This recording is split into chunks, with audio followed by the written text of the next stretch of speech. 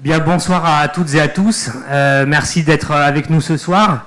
Bienvenue encore une fois. Donc vous avez été inscrits à cette soirée organisée par l'association Mémoire des luttes, dont je suis l'un des animateurs. Je m'appelle Christophe Ventura. Et donc, c'est nous qui avons l'idée d'organiser un dialogue, j'insiste sur le mot, c'est ni une conférence ex cathedra, ni un meeting évidemment, mais c'est vraiment l'idée d'organiser un dialogue entre Chantal Mouffe, ici présente, et Jean-Luc Mélenchon. Donc ce soir, nous démarrons une soirée finalement de philosophie politique, et l'idée étant d'aborder un certain nombre de thématiques qui sont à la fois structurantes et bien du parcours et du travail des deux invités de ce soir, et puis aussi qui font partie disons, bruit de fond médiatique permanent, et ces thèmes étant la question du peuple et du populisme. Donc, de quoi s'agit-il? Comment aborder ces questions? Comment les manier? C'était un peu l'idée de ce soir, de mettre en miroir eh bien, les réflexions, les théories de Chantal Mouffe et de Jean-Luc Mélenchon, qui, dans le cadre de la campagne présidentielle en tant que candidat de la France insoumise, eh bien aussi met en application un certain nombre de ces réflexions dans le cadre d'une campagne électorale. Et donc on va essayer un peu de visiter en quelque sorte l'ensemble des sujets ce soir. Alors on va procéder de la manière suivante. On a décidé d'articuler, d'organiser la soirée autour de 6 thèmes, de 6 sous-thèmes, de 6 blocs thématiques sur lesquels Chantal Mouffe et Jean-Luc Mélenchon vont dialoguer librement, pourront rebondir sur les réflexions de l'autre, développer ce qui leur semblera nécessaire, utile par rapport à ces sujets. Voilà, donc on va démarrer sans plus attendre. On a 2 heures devant nous, donc on a jusqu'à 21h pour ce débat, que je vous souhaite évidemment des plus agréables. On va démarrer. Le premier thème est assez simple finalement, si j'ose dire. La question qu'on s'est posée, c'est la suivante. On parle de peuple souvent, mais est-ce que ça existe le peuple? De quoi s'agit-il? Est-ce une catégorie opérante? Est-ce que c'est simplement un mot fourre-tout? Est-ce que le peuple est une catégorie permanente? Est-ce qu'il est le même aujourd'hui qu'il a été il y a 1 siècle, 2 siècles, 3 siècles? Sont les mêmes acteurs? Et dans ce cas-là, ou pas, il faut-il, dans ce cas-là, si ce n'est pas les mêmes acteurs, reconsidérer la manière de parler avec lui, de dialoguer avec lui, de le mobiliser? C'est autour de ces sujets-là qu'on va discuter. Je vais, si on est d'accord, donner la parole à Chantal Mouffe, donc qui est professeur de théorie politique, qui a sorti un certain nombre d'ouvrages, dont le dernier est ici, qui s'appelle L'illusion du consensus. Chantal qui a évidemment accompagné pendant très longtemps le travail d'Ernesto Laclau sur le populisme, l'hégémonie. On se rappellera d'un certain nombre d'ouvrages clés de leur parcours, par exemple l'hégémonie socialiste, il y a 30 ans maintenant, qui était sorti, qui ont beaucoup travaillé à l'aune des réalités latino-américaines, en Argentine, et qui, de ce point de vue-là, aujourd'hui, ont beaucoup influencé un certain nombre d'acteurs intellectuels, politiques, d'opérateurs politiques, même de forces politiques, comme en Espagne, on associe souvent, d'ailleurs elle nous dira si elle pense que c'est justifié, on associe souvent son travail à la stratégie de Podemos en Espagne. Donc on va aborder tout cela maintenant. Donc le peuple, est-ce que ça existe? De quoi parle-t-on, Chantal Mouffe? Bien, je vais peut-être vous choquer, mais je veux dire, non, le peuple, ça n'existe pas.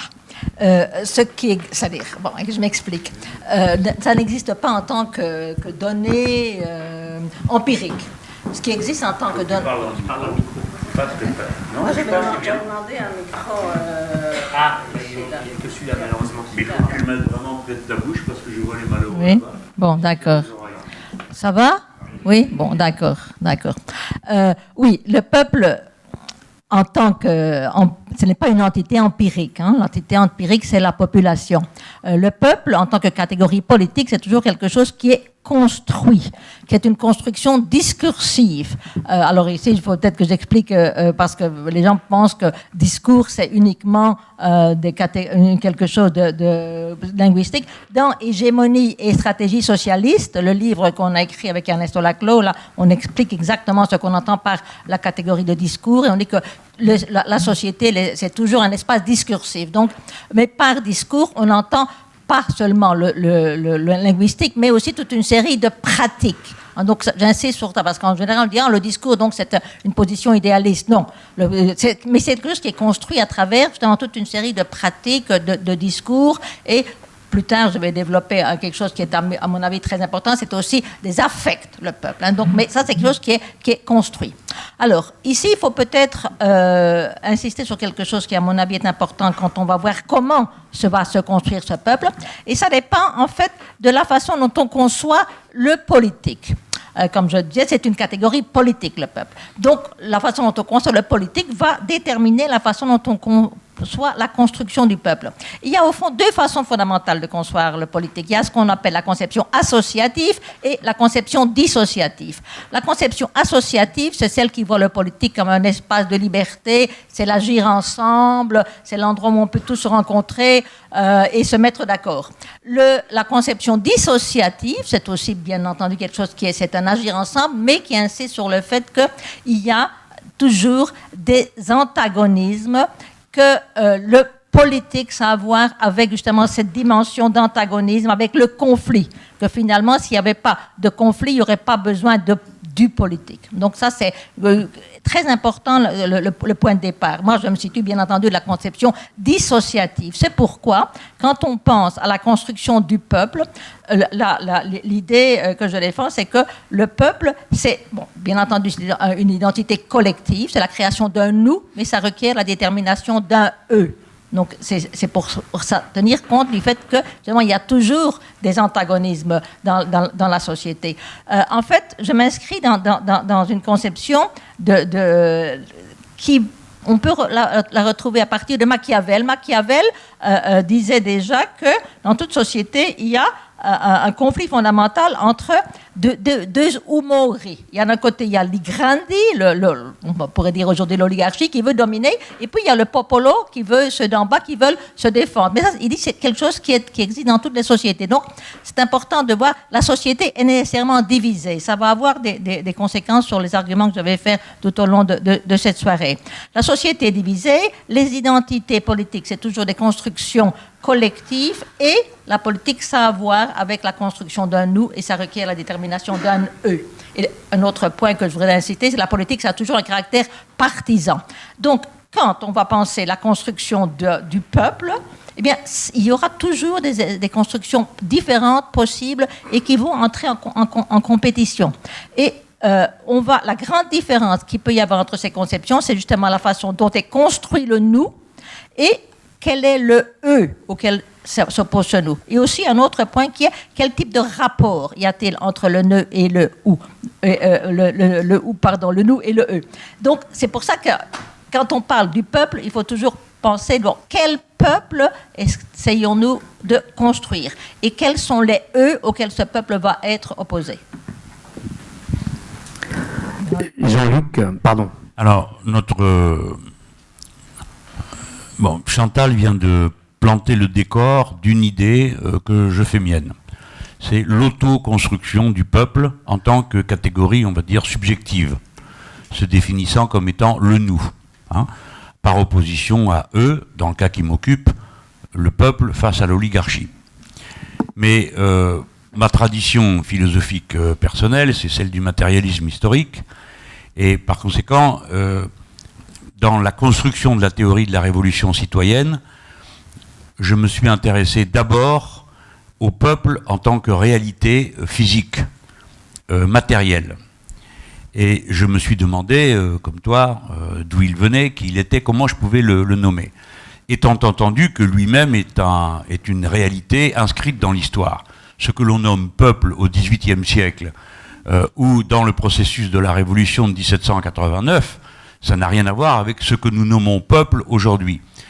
Il s'agit d'autre chose, car un événement est intervenu, je vais dire dans une seconde lequel, mais j'en profite pour dire que dans le livre L'ère du peuple, où j'ai donné une définition positive, c'est-à-dire pas par rapport à l'ancienne pensée, mais comment j'affirmais les choses, j'ai pris au début une citation de Garcia Marquez, où c'est le moment où Aureliano Buendía va être fusillé dans 100 ans de solitude, et il commence par... Il se souvient, et il dit à l'époque, ce monde était tellement neuf que nous n'avions pas de mots pour désigner les choses, si bien que pour les nommer, nous devions les montrer du doigt. Par conséquent, je montre du doigt quelque chose que j'appelle peuple, mais qui dans vos esprits provoque une représentation, d'ailleurs confuse, parce que ça l'est toujours dès qu'on dit peuple, qui ne correspond pas à ce que j'appelle moi le peuple en tant que réalité matérielle. Première note d'indication méthodologique. Donc, que s'est-il passé dans ma tradition historique? L'histoire est l'histoire de la lutte de classe. Mais antérieurement à l'histoire de la lutte de classe pour l'appropriation de la richesse. Et à partir de là, se produit la latéralisation fondamentale que vient d'évoquer Chantal, entre les prolétaires et les bourgeois, les propriétaires des moyens de production et ceux qui sont en état de subordination. Et cette contradiction va animer tout le champ politique et lui donner sa signification ultime, donc dans ses racines matérielles. Que s'est-il passé, en tout cas dans mon esprit, pardon, je le prends par le bout, hein, que la question m'est posée, par lequel la question m'est posée, c'est que je me suis aperçu qu'avant la lutte de classe, et pour qu'elle soit possible, il fallait d'abord que s'opère un autre phénomène. Et ce phénomène, c'est le nombre. C'est-à-dire qu'il faut qu'il y ait un nombre suffisant d'êtres humains qui produisent et reproduisent leur existence quotidienne pour que les uns puissent s'approprier une partie de ce que les autres ont produit. Et par conséquent, j'en suis arrivé à cette conclusion que l'histoire est l'histoire de la fluctuation du nombre des êtres humains. Et que la lutte de classe et les autres conflits à l'intérieur de la masse humaine sont des résultats de cette fluctuation. Elle s'observe, si il y avait besoin, je compléterai le tableau, mais on ne va pas faire une conférence, mais on observe qu'il y a un lien très étroit entre le nombre de personnes et le niveau des sciences et des techniques d'une époque considérée. Et on en fait la preuve par l'inverse. C'est-à-dire, lorsqu'une société se réduit en nombre et qu'elle est isolée du reste du contexte humain, eh bien, elle régresse non seulement dans les outils qu'elle met en œuvre, mais aussi dans la conception et les prérequis scientifiques de ces outils. Donc, le lien est établi. Et il est, dans l'histoire de l'humanité, d'abord invisible, parce que l'humanité est d'abord constituée de petits groupes. Puis, on attend l'an 1800 pour atteindre le premier milliard d'êtres humains. Et à partir de là, se produit une accélération vertigineuse du nombre des êtres humains. Je suis né à une époque où il y avait 2,3 milliards d'êtres humains, il y en a 7 aujourd'hui, il y en aura tantôt 10. Donc cette masse énorme d'êtres humains a, par sa masse même, une conséquence, elle se modifie, parce qu'elle devient urbaine à 80%, parce qu'elle devient singulière dans sa composition. Plus il y a de monde, plus les individus sont singuliers, ce qui va contre l'intuition. Donc, la massification produit une singularisation et l'émergence de l'individu comme acteur permanent de sa propre histoire. Troisièmement, tout le monde vit en réseau, par les réseaux, à travers les réseaux, et est une composante des réseaux. Et quand je parle des réseaux, je ne parle pas seulement des réseaux sociaux. Je parle du réseau, du gaz et de l'électricité, de la route, de l'immeuble, et de tout ce que vous voudrez. Et le prolétariat peut être considéré comme le premier réseau social constitué par son nombre, par sa masse, par sa communauté d'habitat. Mais aujourd'hui, nous avons affaire, ce que je nomme peuple, c'est cette énorme population urbaine, interdépendante, organisée par sa localisation d'après des hiérarchies sociales qui ont à voir avec la répartition de la richesse dans la société, et interdépendante. Est-ce que le peuple en révolution se signale d'une manière matérielle et physique? Ça m'intéresse, moi j'appartiens à la tradition du matérialisme. Eh bien oui, le peuple en révolution se traduit par une réalité physique observable de nos jours, grâce à ceux qui vous encombrent déjà les mains pour un certain nombre d'entre vous, qui s'appellent les communications téléphoniques par les smartphones. Contrairement à l'intuition, encore une fois, c'est pas parce qu'on est loin qu'on communique beaucoup, c'est parce qu'on est près. Il y a plus de monde qui communique en ville qu'à la campagne, ou de la campagne vers la ville. Et ça se signale, les périodes révolutionnaires se signalent par une intensification du réseau de communication. Si bien qu'on a la vérification matérielle d'une ancienne formule qui était celle de Léon Trotsky, qui disait que lorsque le peuple, pardon, il ne disait pas comme ça, lorsque le prolétariat ou la société entre en révolution, il disait la température sociale s'échauffe et, dit Léon Trotsky, les informations circulent plus vite, ce qui est exactement ce qui se produit, par exemple, dans une élection présidentielle, entre le début du processus où une information met un mois à traverser la population, et la fin, c'est-à-dire les 2 ou 3 jours avant le vote, où la moindre information a fait le tour du pays en moins d'1 heure, parce que tout le monde est à chaud. Donc, ma description, le peuple n'est pas le peuple du XVIIIe ou XIXe siècle. Ce que je nomme peuple, c'est l'homo urbanus mis en réseau. C'est cela que je nomme le peuple, et je le décris dans 2 états. Premièrement, sa forme initiale qui renvoie à ce qu'on pouvait autrefois imaginer, que le marxisme nommait. Le marxisme disait qu'il y avait une classe ouvrière en soi, n'est-ce pas? C'est-à-dire celle qui était décrite par sa position dans les rapports sociaux. Et Marx dit, cette phrase qui peut passer pour une phrase de magicien, en tout cas d'idéaliste philosophique, puisqu'on nous en fait le reproche, il dit le prolétariat sera révolutionnaire ou il ne sera rien. Si on y réfléchit, comment une catégorie réelle et matérielle, le prolétariat décrite par un modèle de relation sociale, peut cesser d'exister du moment qu'il n'accède pas à la conscience de soi. Donc, on retrouve la même description, en tout cas moi je fais la même description, il y a le peuple en soi, c'est la multitude, la population, comme vient de dire à l'instant Chantal Mouffe. C'est les gens. La multitude, c'est encore un autre concept. Pardon? Oui, je sais qu'il est... Ne mélangeons pas, parce que la multitude, c'est tout de même un concept qui est utilisé aussi par toute une série de théoriciens. Antonio Negri, par exemple. Bon, c'est aussi très, très important. Je crois qu'il faut distinguer justement entre, d'accord, le prolétariat et le peuple, mais je ne dirais pas que la multitude...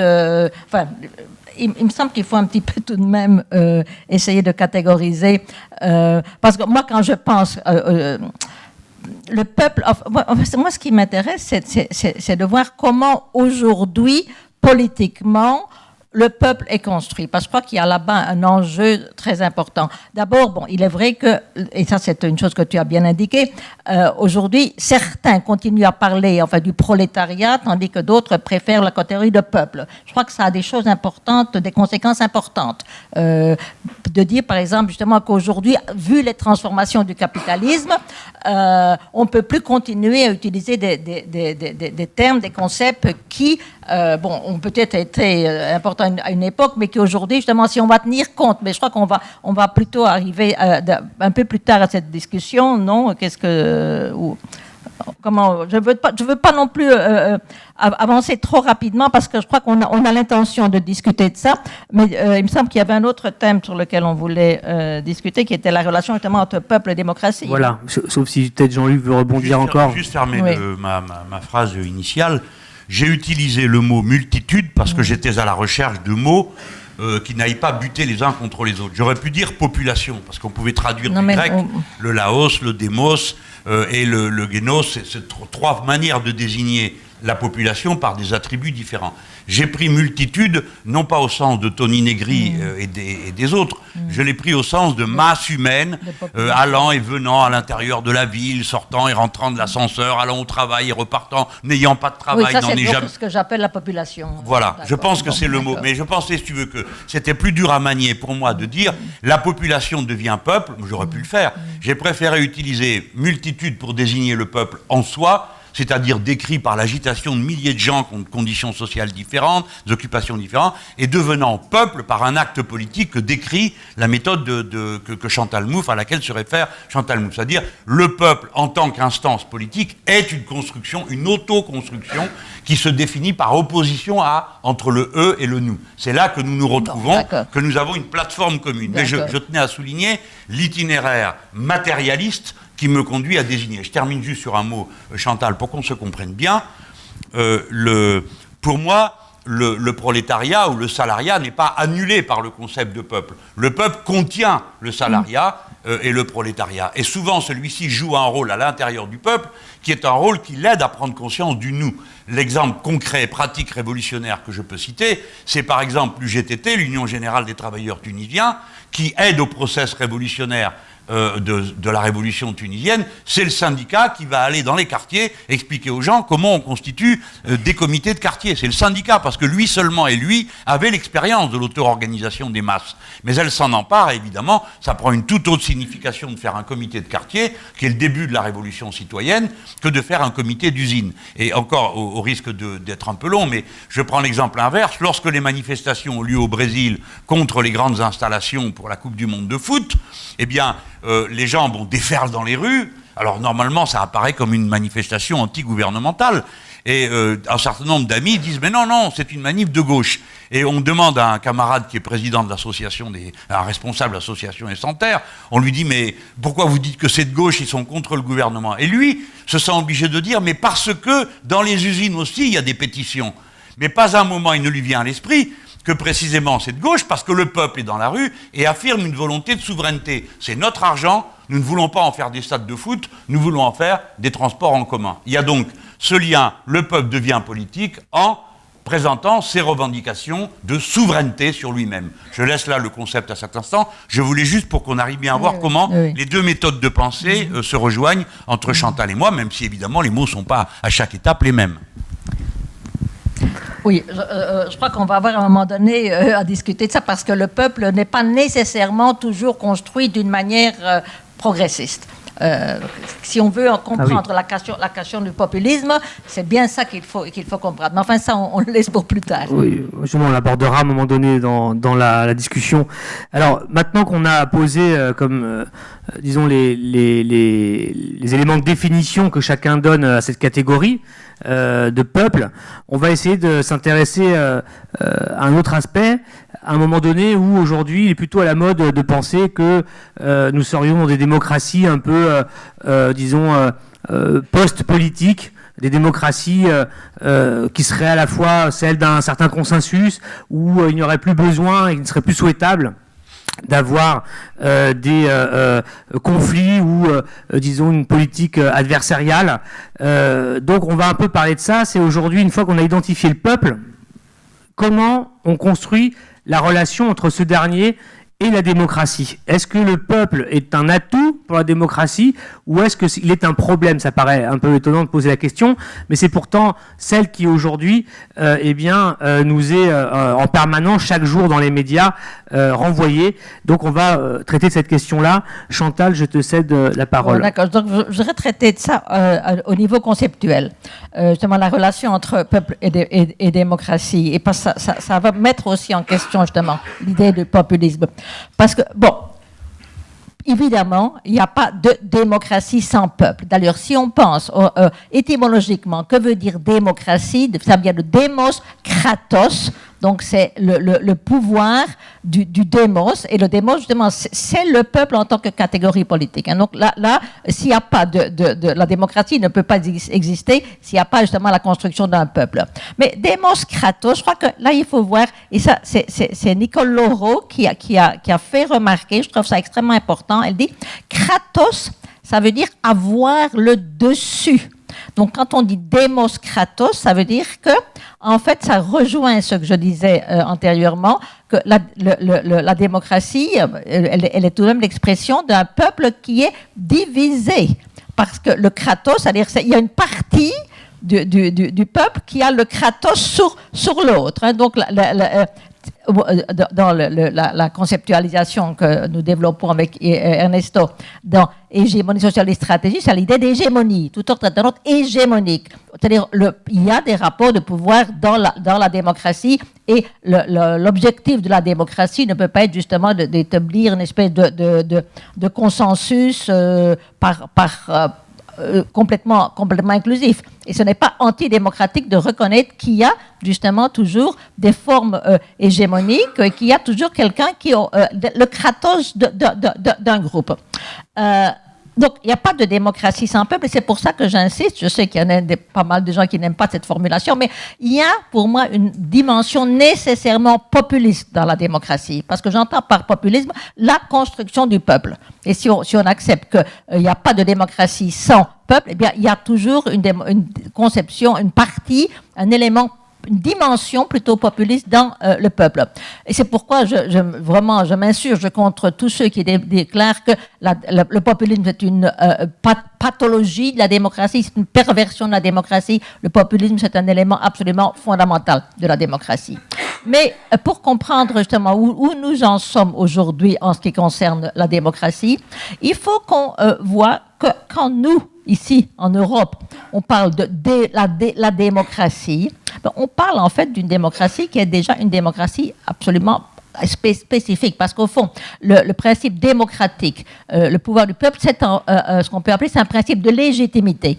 Ça veut dire que le pouvoir vient du peuple, qui s'oppose justement à l'idée que le pouvoir vienne de Dieu ou le pouvoir vienne du prince. Bon, c'est ce qui est lié à ce que Claude Lefort appelle la révolution démocratique. Bon, mais ce principe n'existe jamais tout seul. Il s'inscrit toujours dans une certaine tradition, dans une certaine,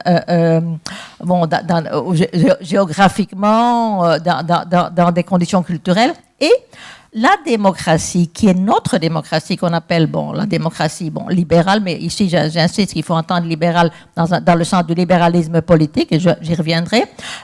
Mais c'est aussi la démocratie représentative, certains parlent de démocratie moderne. Moi, je préfère parler de démocratie pluraliste. Mais en tout cas, ce qui est important de voir, c'est que notre démocratie occidentale, c'est en fait l'articulation entre, d'un côté, ce principe de la démocratie qui a à voir en fait avec la souveraineté du peuple, mais aussi l'idée de l'égalité, et une autre tradition qui est la tradition libérale. La tradition libérale, j'insiste de nouveau, la tradition libérale politique, l'état de droit, la séparation des pouvoirs, la défense de la liberté individuelle. Notre démocratie, c'est l'articulation de ces deux traditions. Il y a un magnifique petit livre, en anglais, mais je crois qu'il est traduit en français, qui s'appelle The Life and Times of Liberal Democracy. C'est un livre du philosophe canadien C.B. Macpherson, qui montre très bien comment, en fait, cette articulation entre la tradition libérale et la tradition démocratique a eu lieu au XIXe siècle, au moment où les libéraux et les démocrates ont lutté ensemble contre l'absolutisme. Donc, il faut insister ici qu'en fait, il n'y a pas une relation nécessaire entre le libéralisme et la démocratie. C'est pourquoi il y a des régimes qui sont libéraux et pas démocratiques, et des régimes qui sont démocratiques et pas libéraux. Mais évidemment, pour nous, ça nous choque un peu, mais étymologiquement, c'est parfaitement possible, parce que notre démocratie, c'est une démocratie qui, justement, a articulé ces deux traditions. Alors, il y a toute une discussion en philosophie politique sur est-ce que ce sont des principes qui sont contradictoires ou qui vont nécessairement ensemble. Habermas défend la co-originalité entre le principe de la démocratie et le principe de libéralisme. Carl Schmitt dit au contraire que non, ce sont il y a une contradiction fondamentale parce que le libéralisme nie la démocratie nie le libéralisme. Bon, dans mon livre, Le paradoxe démocratique, j'ai défendu une position différente. Je dis, au fond, c'est vrai qu'il y a il n'est pas possible de réconcilier parfaitement la tradition libérale et la tradition démocratique. Parce que si on entend donc la liberté et l'égalité, entendant par là, il n'y aura jamais une égalité parfaite et une liberté parfaite. Mais il ne faut pas voir ça comme étant quelque chose qui met nécessairement en question l'existence de la démocratie pluraliste, mais comme ce que j'appelle un espace de paradoxe qui est important parce que c'est ça qui permet justement, qui donne place au pluralisme. Mais à condition, et je crois que ça c'est important de voir si on essaye de comprendre quelle est notre situation aujourd'hui, de reconnaître qu'il est important qu'il y ait toujours cette tension soit négociée. Moi j'appelle ça en fait qu'il y a une tension agonistique entre ce qui vient de la défense de la liberté, la tradition libérale, et la défense de l'égalité, la tradition démocratique. En fait, en termes politiques, on pourrait dire que c'est la fameuse distinction droite-gauche. Hein. En fait, il y aura toujours, à un moment donné, dans l'histoire de la démocratie, un moment où c'est les valeurs démocratiques qui sont principales, donc la valeur d'égalité, ou autre, c'est le moment où, au contraire, c'est plutôt la liberté. Mais la tension, elle se maintient toujours. Il y a toujours la possibilité de rééquilibrer cette tension.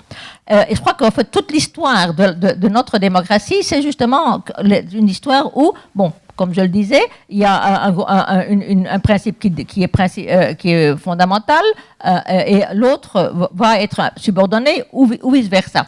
Aujourd'hui, ce qui se passe depuis une trentaine d'années, c'est qu'en fait, cette tension agonistique entre l'égalité et la liberté, entre le principe libéral et le principe démocratique, elle a disparu.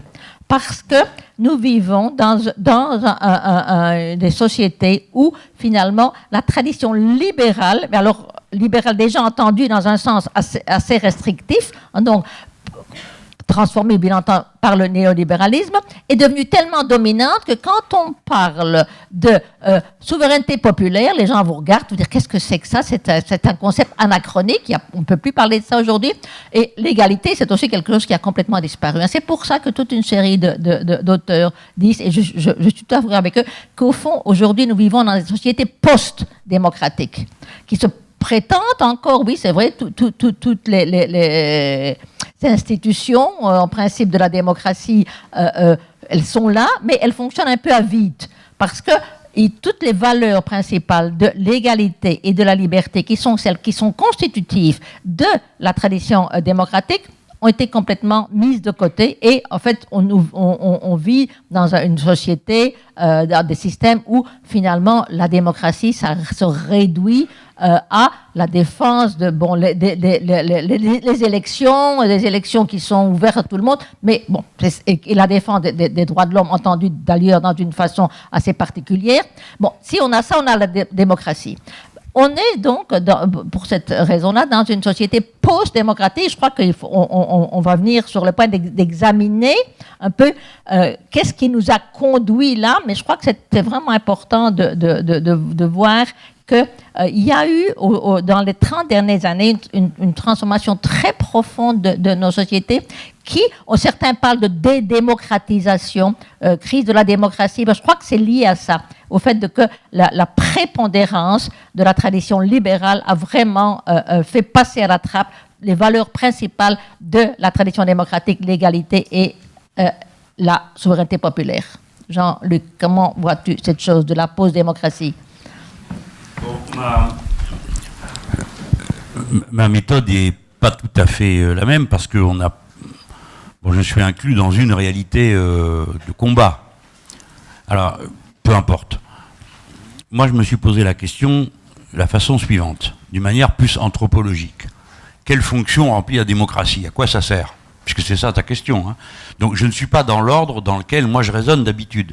Moi, mon raisonnement, c'est le nombre et ses fluctuations, le nombre des êtres humains et ses fluctuations produit une pulsation de l'histoire, génère des contradictions que la masse humaine est amenée à surmonter, dominer. Bon, la conflictualité la traverse et comment elle règle ? Bon, comment elle règle les conflits qui sont créés par quoi ? Par un phénomène déjà qui va emporter sur tous les autres et créer la contradiction fondamentale de nos sociétés. Nous sommes à l'orée de ça. Hein, c'est la contradiction qu'il y a entre le nombre des êtres humains, la prédation qu'ils exercent sur la nature et le fait que cette prédation génère la fin de l'écosystème dans lequel ils arrivent à vivre. Bon, ça comme moteur de l'histoire qui se présente devant nous. Mais ça répond, je ne répondrai donc pas sur le même plan que Chantal à la question posée. Les évolutions de la société ne sont pas celles des idées de la société ou de la société sur elle-même, mais des réalités auxquelles elle est confrontée. Alors, ça m'amène le curseur revient en arrière dans l'histoire. Quelle fonction remplit la démocratie en société ? Une fonction qui ne doit rien à l'inspiration, à la générosité, mais un problème très concret. Les premières sociétés politiques ne sont pas des déductions de la famille amplifiées, contrairement à ce que suggère l'intuition. Les premières sociétés politiques sont celles où il est décidé qu'une autorité s'impose à la population et au territoire qu'elle occupe.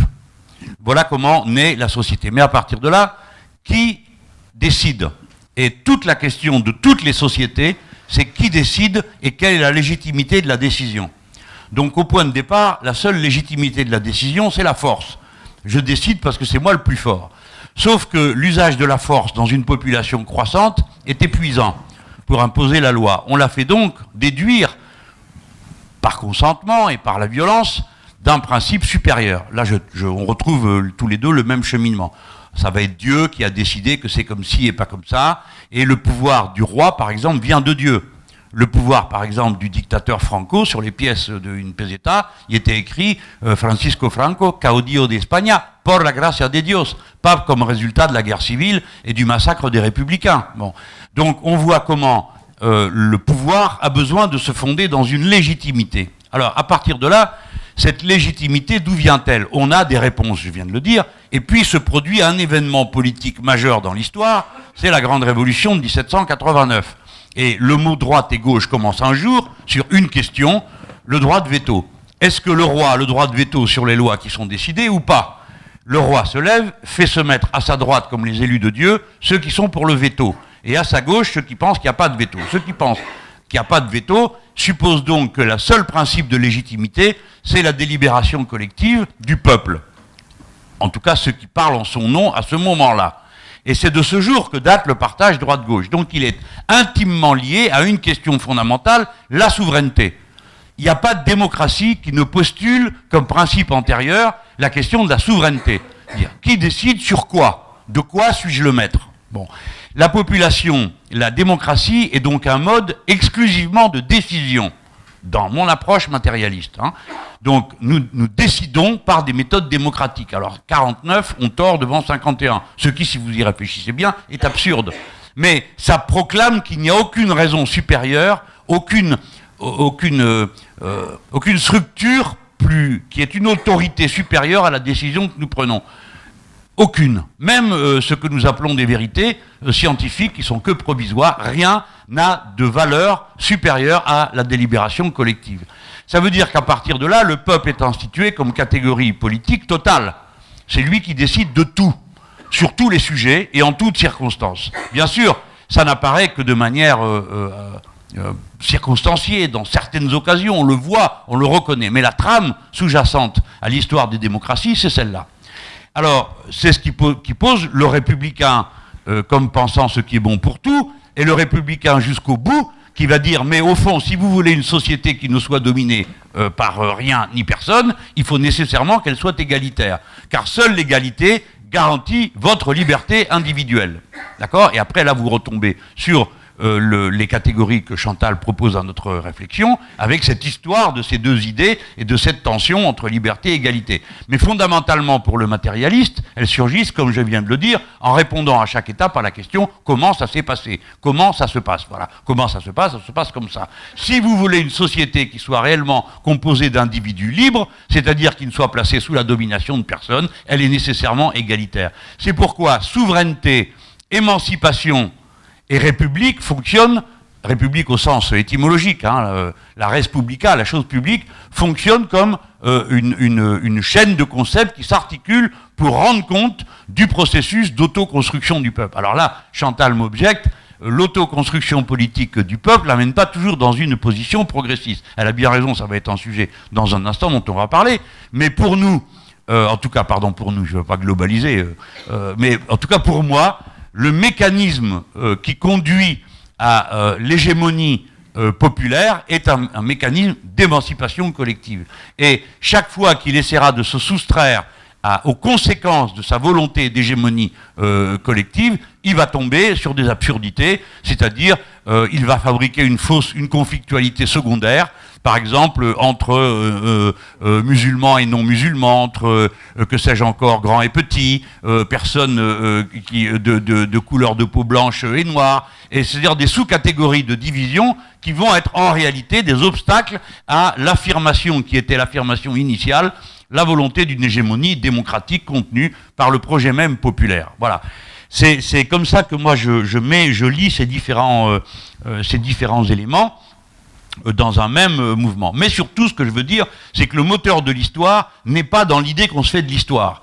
Le moteur de l'histoire est dans les contradictions qui animent les sociétés humaines et dans les conflits. Et là, je rejoins je pense que c'était important qu'on ait la parole forte de Chantal dans son livre sur l'illusion du consensus. Non, les sociétés, il n'y a pas de démocratie possible dans le consensus. Ce n'est pas possible. La conflictualité est dans la société. La raison d'être de la démocratie, c'est de trancher dans les contradictions. Par conséquent, l'idée de dissensus et de conflit est le cœur, le moteur de la démocratie. Et ça ne coûte rien, ça ne coûte que l'effort de le reconnaître. Car à partir du moment où on reconnaît qu'il y a un conflit intrinsèquement lié à la société et à la vie en société, alors on peut apporter des solutions rationnelles. C'est-à-dire on peut décider que c'est par la démocratie que ça se tranche et pas à coups de bâton et à coups de fusil. On peut décider tout ce qu'on veut. Hein. On peut décider qu'il y a des votes. On peut décider qu'on a une diplomatie plutôt que la guerre pour régler les conflits. Aussi longtemps qu'on nie l'existence du conflit, on est conduit à des pratiques de type totalitaire. C'est-à-dire que le conflit apparaît comme une horreur, une absurdité, un dérangement de l'unité organique évidente de la société. Donc, pour nous, dans la tradition matérialiste, c'est la vieille tradition, la lutte est mère de toute chose. Le conflit est mère de toute chose. Et donc, on va tirer deux conclusions de ça, et j'arrête là-dessus. Premièrement, le caractère pédagogique de la conflictualité. Donc, là où les sociétés vont construire des hégémonies culturelles qui nous sont contraires, comme c'est le cas depuis 20 ans, hégémonie de l'idée de la compétitivité, cette sottise absolue qui s'appelle l'égalité des chances, qui n'est réalisée de manière complète et concrète que dans le loto, mais dans aucune activité humaine raisonnable. Bon, et toutes ces choses, nous allons essayer de les faire voler en éclats. Et pour ça, nous devons aller à l'endroit où la vitrine est la plus fragile, pour jeter notre pierre à cet endroit-là et créer un conflit dont l'onde de choc oblige tout le monde à réfléchir. La conflictualité pédagogique, c'est une manière de faire de la politique et évidemment de l'amener à sa résolution. C'est-à-dire une fois qu'on a déclenché l'événement conflictuel, on va en indiquer quelle est la sortie. Mais il faut d'abord avoir le courage de déclencher le conflit. Le petit bourgeois, lui, ne rêve que de la situation où on lui reconnaît spontanément le pouvoir, et lui d'ailleurs il fait que répéter ce que les autres lui ont dit, ce sont des choses que vous connaissez aujourd'hui. La centralité du conflit est le résultat de la vision qu'on a de société nécessairement animée par la contradiction, et la contradiction résulte d'aucune mauvaise intention, elle résulte juste du fait que nous sommes nombreux, et que plus nous sommes nombreux, plus la question du partage des richesses et de l'accès aux différentes formes du bien-être devient une source de conflit, dès lors que les uns accumulent sur le dos des autres. Et bref, qu'une société ne sera réellement libre qu'en étant égalitaire. Je m'excuse de vous infliger une addition de tautologie pareille, mais elle articule les anciennes formulations du socialisme démocratique et de son combat avec la vision du populisme, parce que ici, dans le secret de cette salle, j'admets tout à fait que c'est bien de cela dont on parle. Mais si je me risquais à dire où que ce soit, je l'ai dit une fois à Chantal, je lui dis pour les raisons que tu nous exposes, hein, je ne dirai jamais que je suis populiste, parce que je mettrai sur la table un mot qui crée un conflit à l'endroit que je ne veux pas, qui ne m'arrange pas, parce que je passerai plus de temps à faire de la sémantique qu'à faire de la politique, et à expliquer pourquoi il y a un populisme de ceci, un populisme de cela. La tactique de la conflictualité va ensuite donner, ça c'est plus le rayon de Chantal, c'est plutôt le mien, des formes particulières d'organisation politique, que moi j'appelle le mouvement, en l'occurrence le mouvement La France Insoumise, en opposition aux anciennes formes, pas en opposition, mais en dépassement des anciennes formes partidaires, et je vais donc me situer à l'endroit où l'adversaire ne voit pas le conflit arriver. Je ne vais pas aller sur son terrain dans les catégories mentales qui sont les siennes et m'auto-exclure du champ de la conscience des gens par un mot employé juste pour me flétrir. Ils ont inventé le mot populisme comme un mot qui flétrit. Bon, alors on n'y peut rien. On va y arriver, le populisme. Ton micro. Oui. Une petite chose, Jean-Luc, tu dis toujours, moi, en tant que matérialiste, comme si d'une certaine façon tu considérais que moi je me considère aussi comme matérialiste. Toi, moi, je suis matérialiste. Et tu ne dis pas que tu es idéaliste. Donc, bon, je voudrais simplement insister. Non, Chantal, je t'arrête, c'est à cause de la salle, c'est pas à cause de toi. Parce que j'ai devant moi tous mes professeurs en marxisme et j'ai intérêt à filer droit. Je me considère aussi comme étant matérialiste. Je suis heureuse que jusqu'ici, je crois qu'on aborde les questions de manière différente, mais je crois qu'au finalement, on est assez d'accord. Et je crois qu'ici, il faut vraiment insister, oui, sur le fait que, pour nous, la démocratie, ce n'est pas essayer d'arriver à un consensus absolument total. Mais pour moi, je dirais la démocratie, c'est l'organisation du dissensus. En fait, il y a une expression de Marcel Mauss qui est très belle et qui dit vraiment ça. Il dit, la démocratie, c'est comment est-ce qu'on peut s'opposer sans se massacrer. Je crois que ça, c'est vraiment très, très important.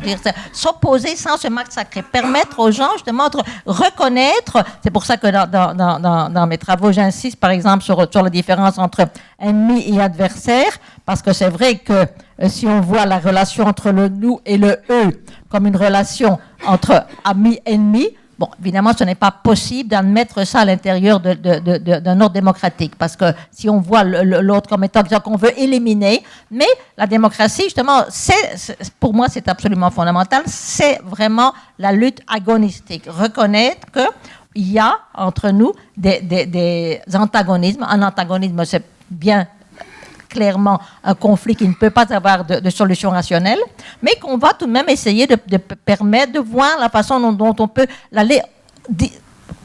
nous opposer sans nous massacrer, c'est-à-dire reconnaître la légitimité des autres à défendre justement leur point de vue. Mais je crois que c'est assez important d'insister sur ce point parce que c'est précisément, à mon avis, ce qui disparaît dans la post-démocratie, et c'est pourquoi aujourd'hui, il me semble que ce qui est vraiment important, c'est de voir comment on peut rétablir cette dimension agonistique, parce que nous vivons, et bon, peut-être qu'on peut en fait passer maintenant au troisième point, Christophe, parce que je crois qu'on en est déjà arrivé au point où on va essayer d'analyser quelles sont les raisons pour lesquelles nous sommes dans cette situation. Oui, absolument. Justement, je pense que quelque chose qui est très clair, c'est que aussi bien Jean-Luc que Chantal, de par votre parcours, vous avez précisément observé et même battu contre ça. Dans le cas de Jean-Luc au sein du Parti socialiste, on a bien vu que depuis 30 ans en Europe, précisément cette forme de post-démocratie s'est mise en place et a trouvé une traduction politique par les rapprochements, voire la fusion d'ailleurs entre la social-démocratie et les camps conservateurs, avec une uniformisation, avec un consensus politique qui est devenu une norme, qui ne se discute plus. C'est en gros théorisé avec la troisième voie de Tony Blair par exemple. Toute cette idée-là et toute cette manière d'envisager la politique a en fait conduit à un délabrement de la démocratie et à la naissance du pire, puisque Chantal considère même que c'est ce rapprochement, cette fusion entre la social-démocratie et les conservateurs qui a insufflé, qui a permis, disons, un changement de taille critique de forces comme le FPÖ en Autriche que tu avais observé, ou du Front National en France. Donc on va continuer sur ce thème de la démocratie, de la post-démocratie. Effectivement, comment on en est arrivé là? Comment ça s'est passé? Mais aussi, selon vous, quels sont les moyens d'en sortir? Bon, c'est ça les deux sujets qu'on va aborder. Ouais, au moins d'en sortir, bon, il me semble que je suggérerais de séparer les deux points. Comment on est arrivé là? Il y a pas mal de choses à dire là-dessus, puis après on discutera comment en sortir. Comment on est arrivé là? Bon, moi je crois que la réponse est très simple. C'est la conséquence de l'hégémonie néolibérale. Parce que cette post-démocratie, elle s'est installée dans les 30 dernières années. Et je vois en fait deux phénomènes, enfin plutôt deux niveaux auxquels on peut remarquer cette installation de la post-démocratie. Au niveau politique, c'est ce que j'appelle le développement du post-politique. Bon, ça, c'est un des thèmes principaux de l'illusion du consensus. C'est cette idée de la troisième voie de Tony Blair, parce qu'en fait, c'est là qu'a commencé, si vous voulez, cette idée que, finalement, il n'y avait plus d'antagonisme dans la société. Tony Blair disait, maintenant, nous sommes tous de classe moyenne, donc on devrait pouvoir tous s'entendre. Alors, on nous présentait ça comme étant un grand progrès pour la démocratie, parce que, la démocratie est maintenant devenue plus mûre, il n'y a plus d'antagonisme, il y a la politique adversariale donc entre la gauche et la droite, c'est du passé. Tony Giddens, qui était l'inspirateur théorique de Tony Blair, a écrit un livre qui s'appelait Beyond Left and Right, au-delà de la gauche et de la droite. Donc c'était très bien, c'est très clair donc ce que représente cette pause politique. Et c'est, disons en termes plus concrets, c'est le moment où la social-démocratie a commencé à se présenter comme étant le centre-gauche. Je crois que c'est très intéressant de voir, c'est centre-gauche, c'est plus la gauche, c'est le centre-gauche. Et finalement, de dire que il y a entre le centre droit et le centre gauche un accord fondamental sur l'idée qu'il n'y a pas d'alternative à la globalisation néolibérale. Je crois que c'est ça qui est au cœur de la post-démocratie. Ça veut dire que lorsqu'un gouvernement social-démocrate de centre-gauche arrive au pouvoir, la seule chose qu'il peut faire, c'est de gérer de manière un petit peu plus redistributive, un peu plus humaine, le terrain qui a été créé, l'hégémonie qui a été créée par les conservateurs. Enfin, bon, évidemment, je parle ici particulièrement du cas de la Grande-Bretagne, parce qu'on a bien vu quand Tony Blair est arrivé au pouvoir, il n'a pas du tout mis en question l'hégémonie qui avait été établie par Margaret Thatcher. Il a simplement justement décidé de, comme je le disais, gérer de ça de manière un petit peu plus positive. Mais ici, il faut voir que ce qui est en jeu, et ça nous ramène à ce qu'on discutait avant, finalement, ça veut dire que lorsque les citoyens vont voter, ils n'ont pas la possibilité de choix, parce qu'il n'y a pas de différence fondamentale entre le centre-gauche et le centre-droit. Donc l'idée de la souveraineté populaire, parce que la souveraineté populaire, comme Jean-Luc le disait, c'est la possibilité vraiment aux citoyens de décider. Mais si on vous présente un programme qui est fondamentalement le même, vous n'avez pas la possibilité de décider. Les indignados espagnols avaient une formule que je trouvais très juste. Ils disaient « tenemos voto, mais non tenemos voz », c'est-à-dire nous avons un vote, mais nous n'avons pas de voix. Et c'est évident. Si vous pouvez voter, mais pour deux programmes qui sont pratiquement les mêmes, vous n'avez pas de voix. Donc là, je crois que c'est ce que j'appelle cette pause politique. Ça a eu comme conséquence de faire disparaître justement ce qui était central dans l'idée démocratique, l'idée que les citoyens ont vraiment la possibilité d'intervenir, de choisir quand ils vont voter. Donc ça, c'est au niveau politique.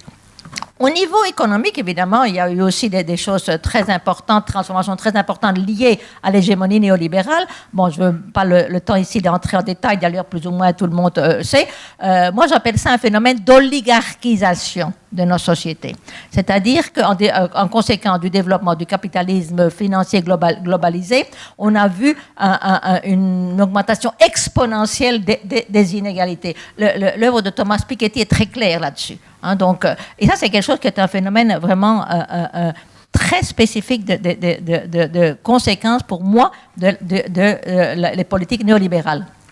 Et ça veut dire que en fait, maintenant, il y a une fracture, un gouffre qui s'est établi dans nos sociétés entre, d'un côté, un petit groupe qui est chaque fois de plus en plus riche, et de l'autre côté, non seulement les classes populaires abandonnées, mais aussi, par exemple, un processus de paupérisation et précarisation des classes moyennes. Ça a des conséquences importantes que nous analyserons par la suite, parce que je crois que ça nous offre d'une certaine façon une possibilité intéressante de penser un autre type de construction du peuple.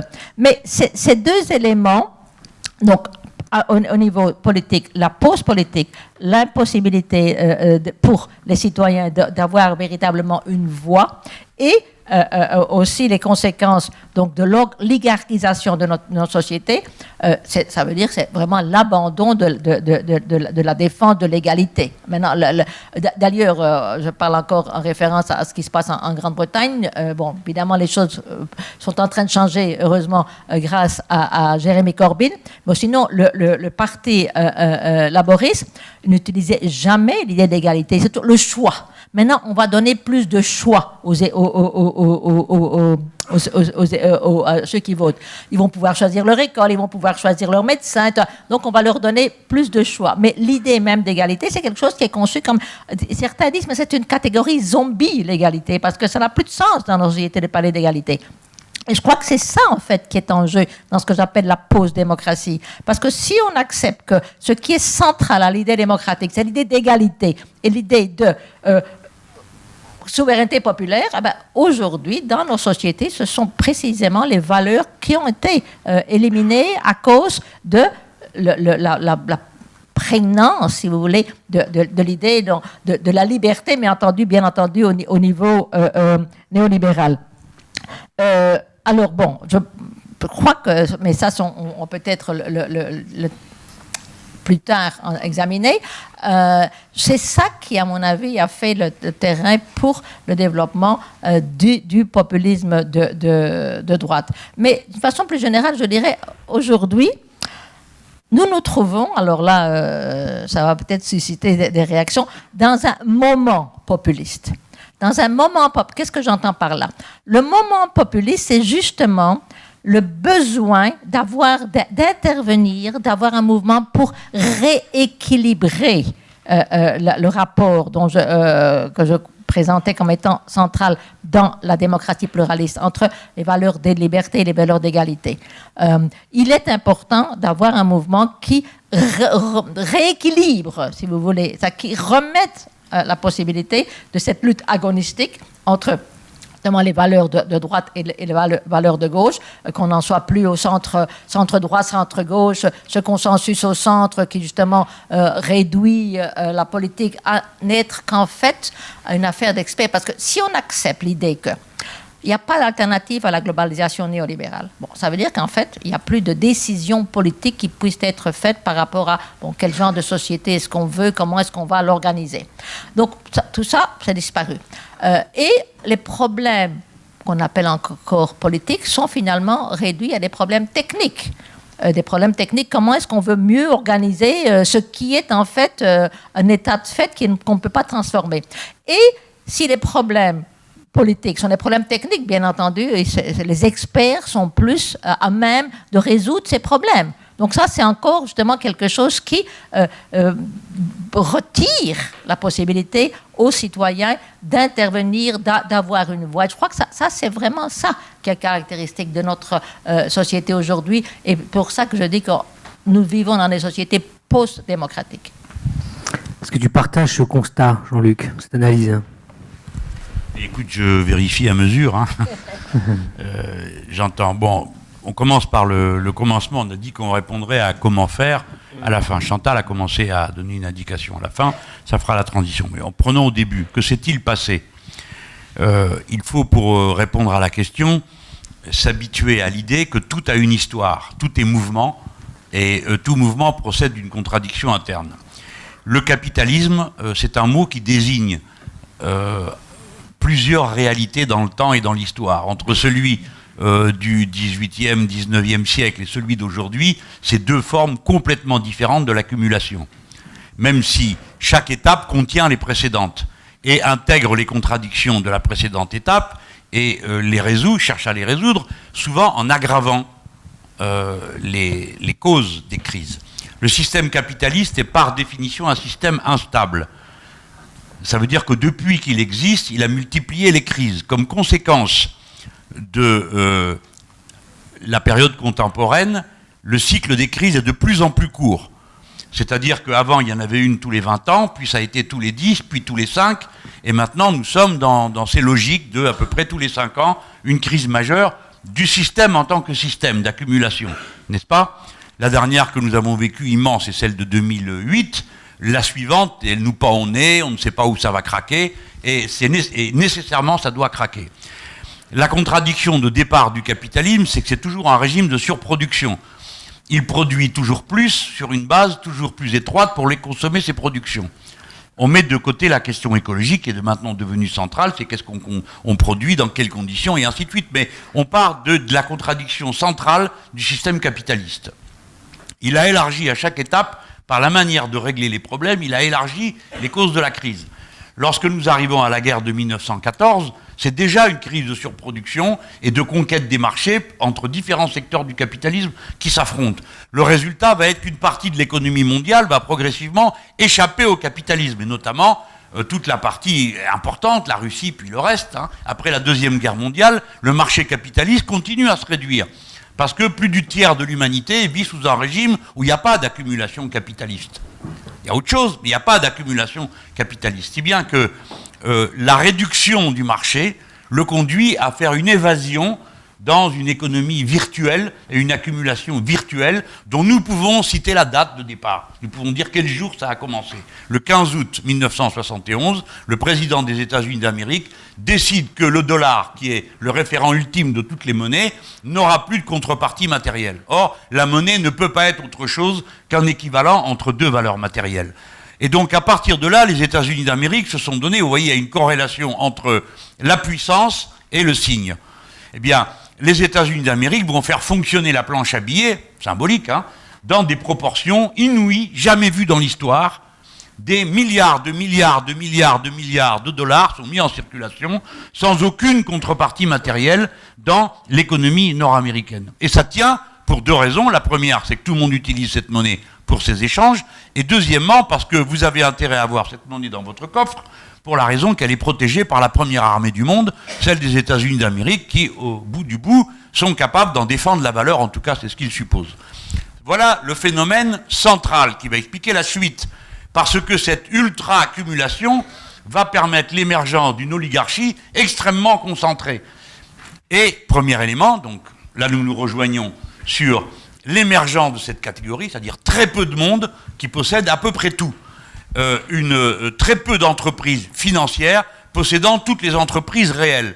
Et le capitalisme financier est financiarisé, soumettant tous les autres compartiments du capitalisme et des activités humaines à la norme de l'accumulation financière ultime, transformant tout en marchandises, tout en signes, tout en équivalent. Bref, ça c'est le processus que tu appelles oligarchisation, qui est un résultat historique, mais qui a comme conséquence un point qui pour nous est très important dans l'action politique, c'est ce que Moussebadi avait appelé le retournement du monde.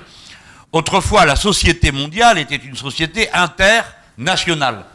Les nations se sont instituées au XVIIIe siècle, à la suite de la grande révolution de 89, les nations se constituent, et l'ordre international résulte d'une relation contractuelle entre des nations. Le capitalisme financiarisé retourne le monde. C'est-à-dire que la nation devient la prison des peuples, tandis que lui est libre de circuler d'un endroit à l'autre et d'opposer les peuples entre eux. Si bien que c'est un retournement de la démocratie qui a son origine dans le processus d'oligarchisation, pas seulement dans la volonté d'hégémonie des oligarques, je vais maintenant y venir, mais dans le mécanisme même qui produit l'oligarchie et qui va constituer cette énorme bulle financière qui représente 4000 fois chaque jour les échanges réels de marchandises. Hein. Ce sont des proportions absolument astronomiques. Le système bancaire contient une masse de signes sans contrepartie gigantesque. Et encore, c'est la partie qu'on voit qui passe à travers les banques. Et vous savez qu'on a établi des règlements pour que les banques soient moins aventurières. Et il y a aussi le shadow banking, Monsieur Juppé, c'est pas ce que c'est. C'est bien dommage parce que ça représente l'équivalent d'une année de PIB du monde entier. Le shadow banking, il n'est pas au courant. Bon. Ça montre que les oligarques et leurs castes ne sont pas non plus toujours au bon niveau de formation. Alors, donc, voilà la situation. Et elle a produit au moins deux conséquences. Le marxiste va dire les idées dominantes sont les idées de la classe dominante. Donc la classe dominante impose ces idées comme étant des idées d'évidence naturelles, répondant à des lois de la nature, voilà. C'est comme ça. Et vous en avez des épisodes constants de cette volonté que l'on va qualifier de totalitaire, en tordant un peu les mots, d'imposer une façon de voir. Il n'y a pas d'alternative, disait Madame Thatcher, c'est comme ça et pas autrement. Là, vous avez eu un manifeste d'économistes qui disent mais ce sont les vraies lois de l'économie. Et ce que vous racontez, c'est du négationnisme, hein, c'est-à-dire que vous êtes des fous. Parce que vous niez la réalité. La réalité, c'est telle qu'on vous la raconte. C'est un des modes de domination de la société que d'imposer une idée comme étant une idée évidente. Je vous rappelle que nous, qui sommes des vrais démocrates, jusqu'au bout, nous pensons qu'il n'y a aucune vérité qui surplombe la société. Hein, aucune vérité. Il n'y a que des contradictions qui la mettent en mouvement. Bref, nous avons donc là les idées dominantes qui se sont imposées et qui fournissent le cadre, mais avec une nouveauté, c'est que le mode d'emploi, le consentement à l'autorité vient à travers toute notre vie quotidienne. Il n'y a pas d'espace, et pourquoi ce monde est un monde globalitaire. C'est un monde sans bord. C'est un monde dans lequel il est impossible de penser, d'agir autrement qu'à travers les valeurs dominantes de la classe dominante. Et ces valeurs nous sont injectées avec la totalité des objets que nous consommons. Le mode d'emploi d'un objet est notre mode de pensée. Notre manière de vivre est entièrement structurée par des objets qui portent en eux des qualités particulières. Ils sont périssables, ils sont jetables, il faut sans cesse en changer, ils sont toujours démodés, etc., etc. Je ne veux pas entrer trop dans la description, mais c'est pour dire, ça vous colle. Et après, il y a une stratégie politique. La stratégie politique, ça va consister à mettre en place des cadres politiques dans lesquels l'économie est censée être un sujet non politique, parce que répondant à des lois de la nature. Ça, c'est l'ordolibéralisme. Et le système l'a d'abord testé en Afrique, où on a appliqué les premières politiques d'ajustement structurel. Ce sont ces politiques qu'on a transportées ensuite en Amérique latine, sous la houlette du FMI, qui ont détruit les sociétés latino-américaines. Et c'est elles qu'on a ramenées en Europe, sous la forme la plus achevée, les traités européens, le traité constitutionnel de 2005, le traité budgétaire depuis, etc. Donc ce ne sont pas des traités économiques ni budgétaires, ce sont des traités politiques qui affirment le primat de la domination du capital financier sur tous les compartiments de la vie. Et donc, en partant d'une base, jamais la démocratie ne doit revenir. On a réussi à l'éliminer, on a réussi à l'écarter, on a réussi à la contenir, hein, mais elle ne doit pas revenir. Comment procéder? D'abord, volons les mots. On nous a donc volé tous nos mots, de sorte que nous ne puissions plus penser. C'est le monde d'Orwell. Donc, on appelle gauche une politique de droite, on appelle une politique de paix faire la guerre, etc., etc., etc. Je ne rentre pas dans tous les détails, mais tout le monde comprend l'idée. On nous a volé nos mots, on nous a volé nos symboles, et on nous a volé nos outils, on nous a volé nos représentations symboliques, pour nous empêcher de penser notre opposition. Et c'est pourquoi, quand Chantal dit il y a un moment populiste, on a bien compris de quoi il s'agit, je suis entièrement d'accord avec elle, c'est que tout ce système fonctionne comme un rapt de la souveraineté. Vous vous rappelez que tout à l'heure, j'ai décrit la souveraineté comme l'acte élémentaire de fonctionnement de la société humaine. Peu importe quel est le pouvoir qui est souverain, mais c'est l'idée de la souveraineté qui commande la dynamique de la cohésion des sociétés. Le retournement du monde fait qu'il n'y a plus de souveraineté, ni des nations, ni des peuples qui les constituent, évidemment. Il n'y a que la souveraineté du capital. Et là, aujourd'hui, vous avez sous vos yeux une démonstration chimiquement pure de cette volonté d'officialiser cette domination. C'est notamment TAFTA, CETA, TISA, c'est-à-dire des traités dans lesquels il est dit que les multinationales qui sont dans les mains du capital financier n'obéissent plus à aucune loi. Vous pouvez voter les lois que vous voulez, enfin vous pouvez voter les lois que vous voulez, à condition qu'elles ne contrarient pas les investissements faits par le capital financier. Mais vous ne pouvez plus, ils ne relèvent plus d'aucune loi, au motif qu'ils sont multinationaux, ils ne relèvent plus d'aucune loi, d'aucune souveraineté autre qu'eux-mêmes. Ce sont des tribunaux d'arbitrage qui organisent la résolution des litiges entre puissants, car les puissants ne sont pas encore parvenus à éviter les litiges entre eux. Ils sont en proie aux mêmes démons qui habitent toute la société, la contradiction et la conflictualité. Le capitalisme est un régime meurtrier, non seulement pour ceux qui le pressurent, mais aussi pour ceux qui profitent. Tout le monde est tout le temps sur la bascule. Et les requins, ces pauvres bêtes ne se massacrent pas autant que les capitalistes, mais entre eux, si, c'est la vieille formule de Marx, hein, ce sont des expropriateurs mutuels.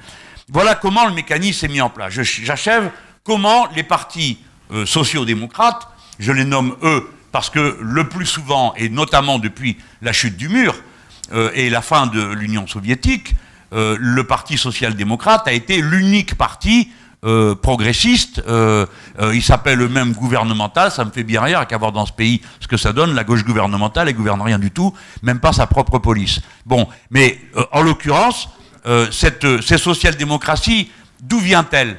C'est un logiciel épuisé. Alors avant de parler des traîtres et des purs, hein, évidemment vous avez en cours de route des guignols qui comprennent la situation et de manière très opportuniste se coulent dedans. Vous avez un Blair, hein, vous avez un Schröder, qui sont réellement des gens corrompus au sens où ils adhèrent à un système avec enthousiasme et font devant vous la comédie de faire croire qu'ils sont de l'autre côté. Blair, Schröder, tout ça c'est contemporain. Papandreou, Zapatero, avant, c'est toute cette... Et dans notre pays, je le mets de côté parce qu'il n'y a jamais eu de social-démocratie en France et ça serait une autre conférence de savoir pourquoi, si jamais il y en a eu une, c'était le Parti communiste, parce qu'il était le grand parti de la classe ouvrière, négociant avec un syndicat des avantages pour la classe ouvrière. Mais ce modèle, c'est celui de toute l'Europe du Nord, comprenez-le bien. C'est là que l'affaire s'est effondrée. Pourquoi ? Parce que pour que la social-démocratie fonctionne, c'est soit le syndicat qui a créé le parti, soit le parti qui a créé le syndicat, et elle négocie avec le patronat, forcément qu'elle a sous la main, celui avec qui elle peut avoir un rapport de force, des avantages pour les travailleurs. Mais quand le patronat est sous la main du capital transnationalisé, eh bien, le système s'interrompt. Pourquoi? C'est très concret. Prenons l'exemple du Danemark. Si vous êtes syndicaliste, vous, quand un accord est signé entre votre syndicat et votre patron, qui lui-même appartient à un syndicat, vous bénéficiez de l'avantage qui a été signé. C'est clair, c'est pas comme en France. En France, vous êtes syndiqué ou vous n'êtes pas syndiqué, tout le monde bénéficie du résultat de la négociation. Là, non, c'est seulement ceux qui sont syndiqués. Imaginez-vous le jour où, en face, le syndicat discute avec le patron, et le patron, c'est plus le patron à l'ancienne. C'est plus le patron lié à la banque du coin en Allemagne.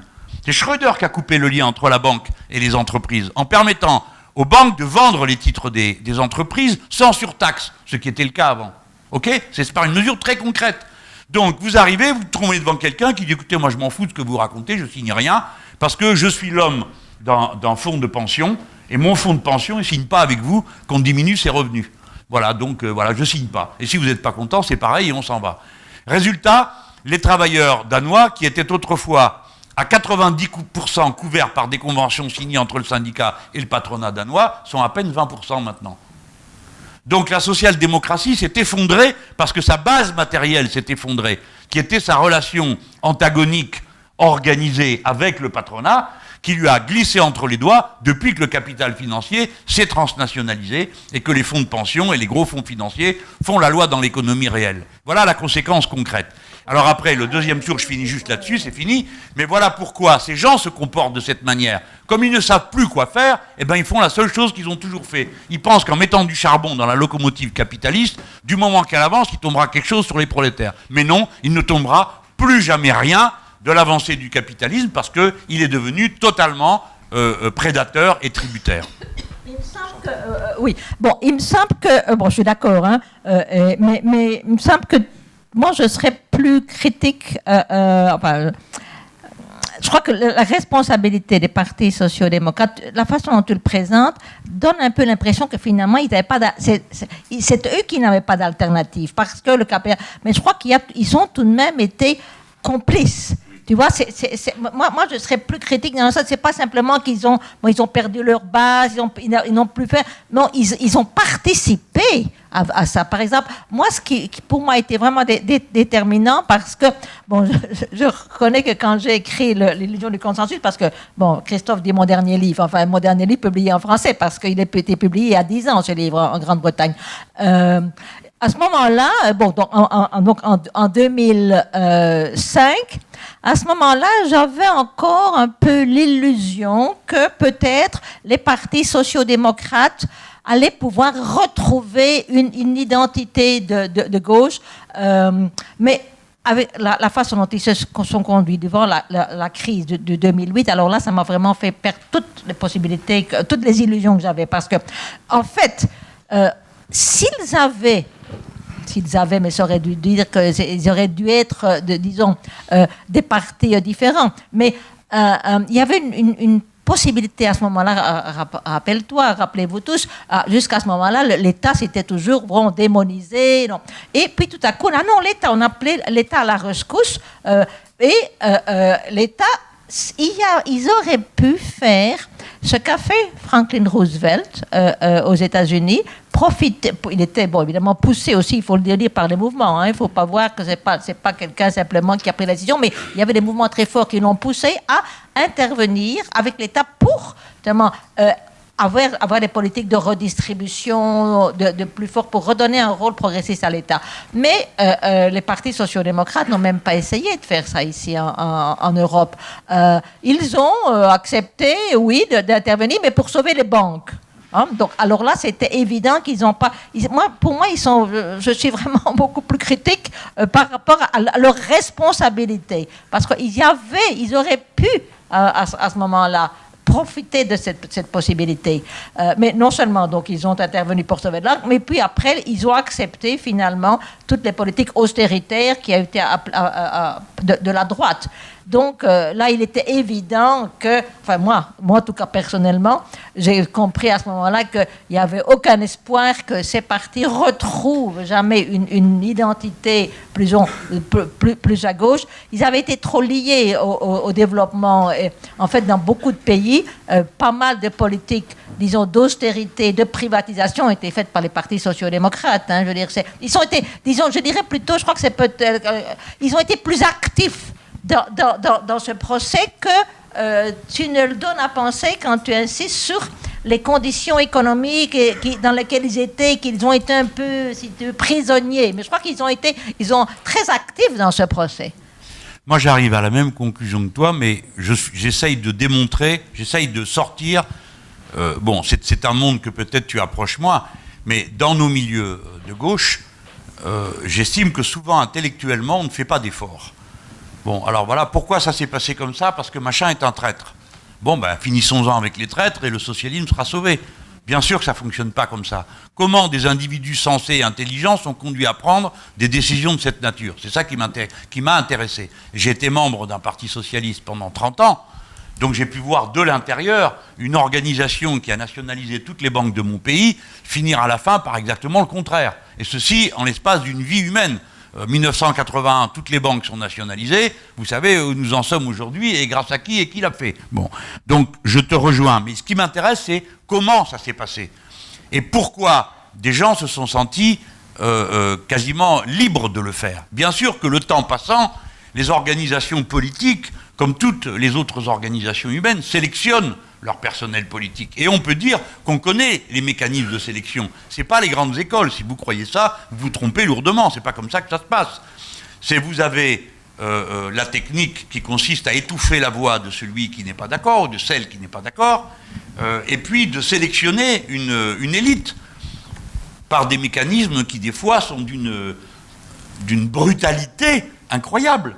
Par exemple, comment François Hollande, qui est le dernier dans les sondages précédant la primaire des socialistes, la première position est à M. Strauss-Kahn, la deuxième position est à Mme Aubry, lui il est le dernier à 3%, M. Strauss-Kahn a les aventures que vous connaissez, et la semaine qui suit, ce n'est pas Mme Aubry qui prend la première place après que le premier ait été éliminé, c'est le dernier, grâce à un sondage, ça tombe bien, qui indique à tout le monde qui est le mieux placé pour gagner. Voilà. Donc les méthodes sont de cette sorte. Mais après, il y a des méthodes plus sophistiquées. Young Leaders, par exemple. Les États-Unis d'Amérique sont là et vont repérer les Young Leaders. Vous êtes élu, vous êtes jeune, vous arrivez, eh bien, aussitôt, on vous propose de faire un grand voyage aux États-Unis pour vous voyez ce que vous voulez, hein. Mais après, ça crée des liens, on s'entend, on se parle, etc. Young Leaders, rappelez-vous de ce truc. Bon, et ainsi de suite. Il y a des dizaines de mécanismes que j'appelle des mécanismes de corruption, mais pas au sens où on achète les gens. Quoique, à certains moments, on les achète, on les paye, on leur donne de l'argent. Alors, comment ça se passe? C'est pas avec une mallette dans un recoin. C'est on vient voir, on parle. Vous voulez pas faire une conférence? Par exemple, comment a-t-on essayé, moi, de me corrompre? Bien sûr qu'on a essayé de me corrompre. On est venu me dire, mais monsieur Mélenchon, ce que vous dites pour la décolonisation de la Nouvelle-Calédonie nous intéresse beaucoup. Nous voudrions aider les tribus Kanak à affirmer leur culture, mais nous ne savons pas à qui donner l'argent. Est-ce que vous accepteriez de vous en occuper?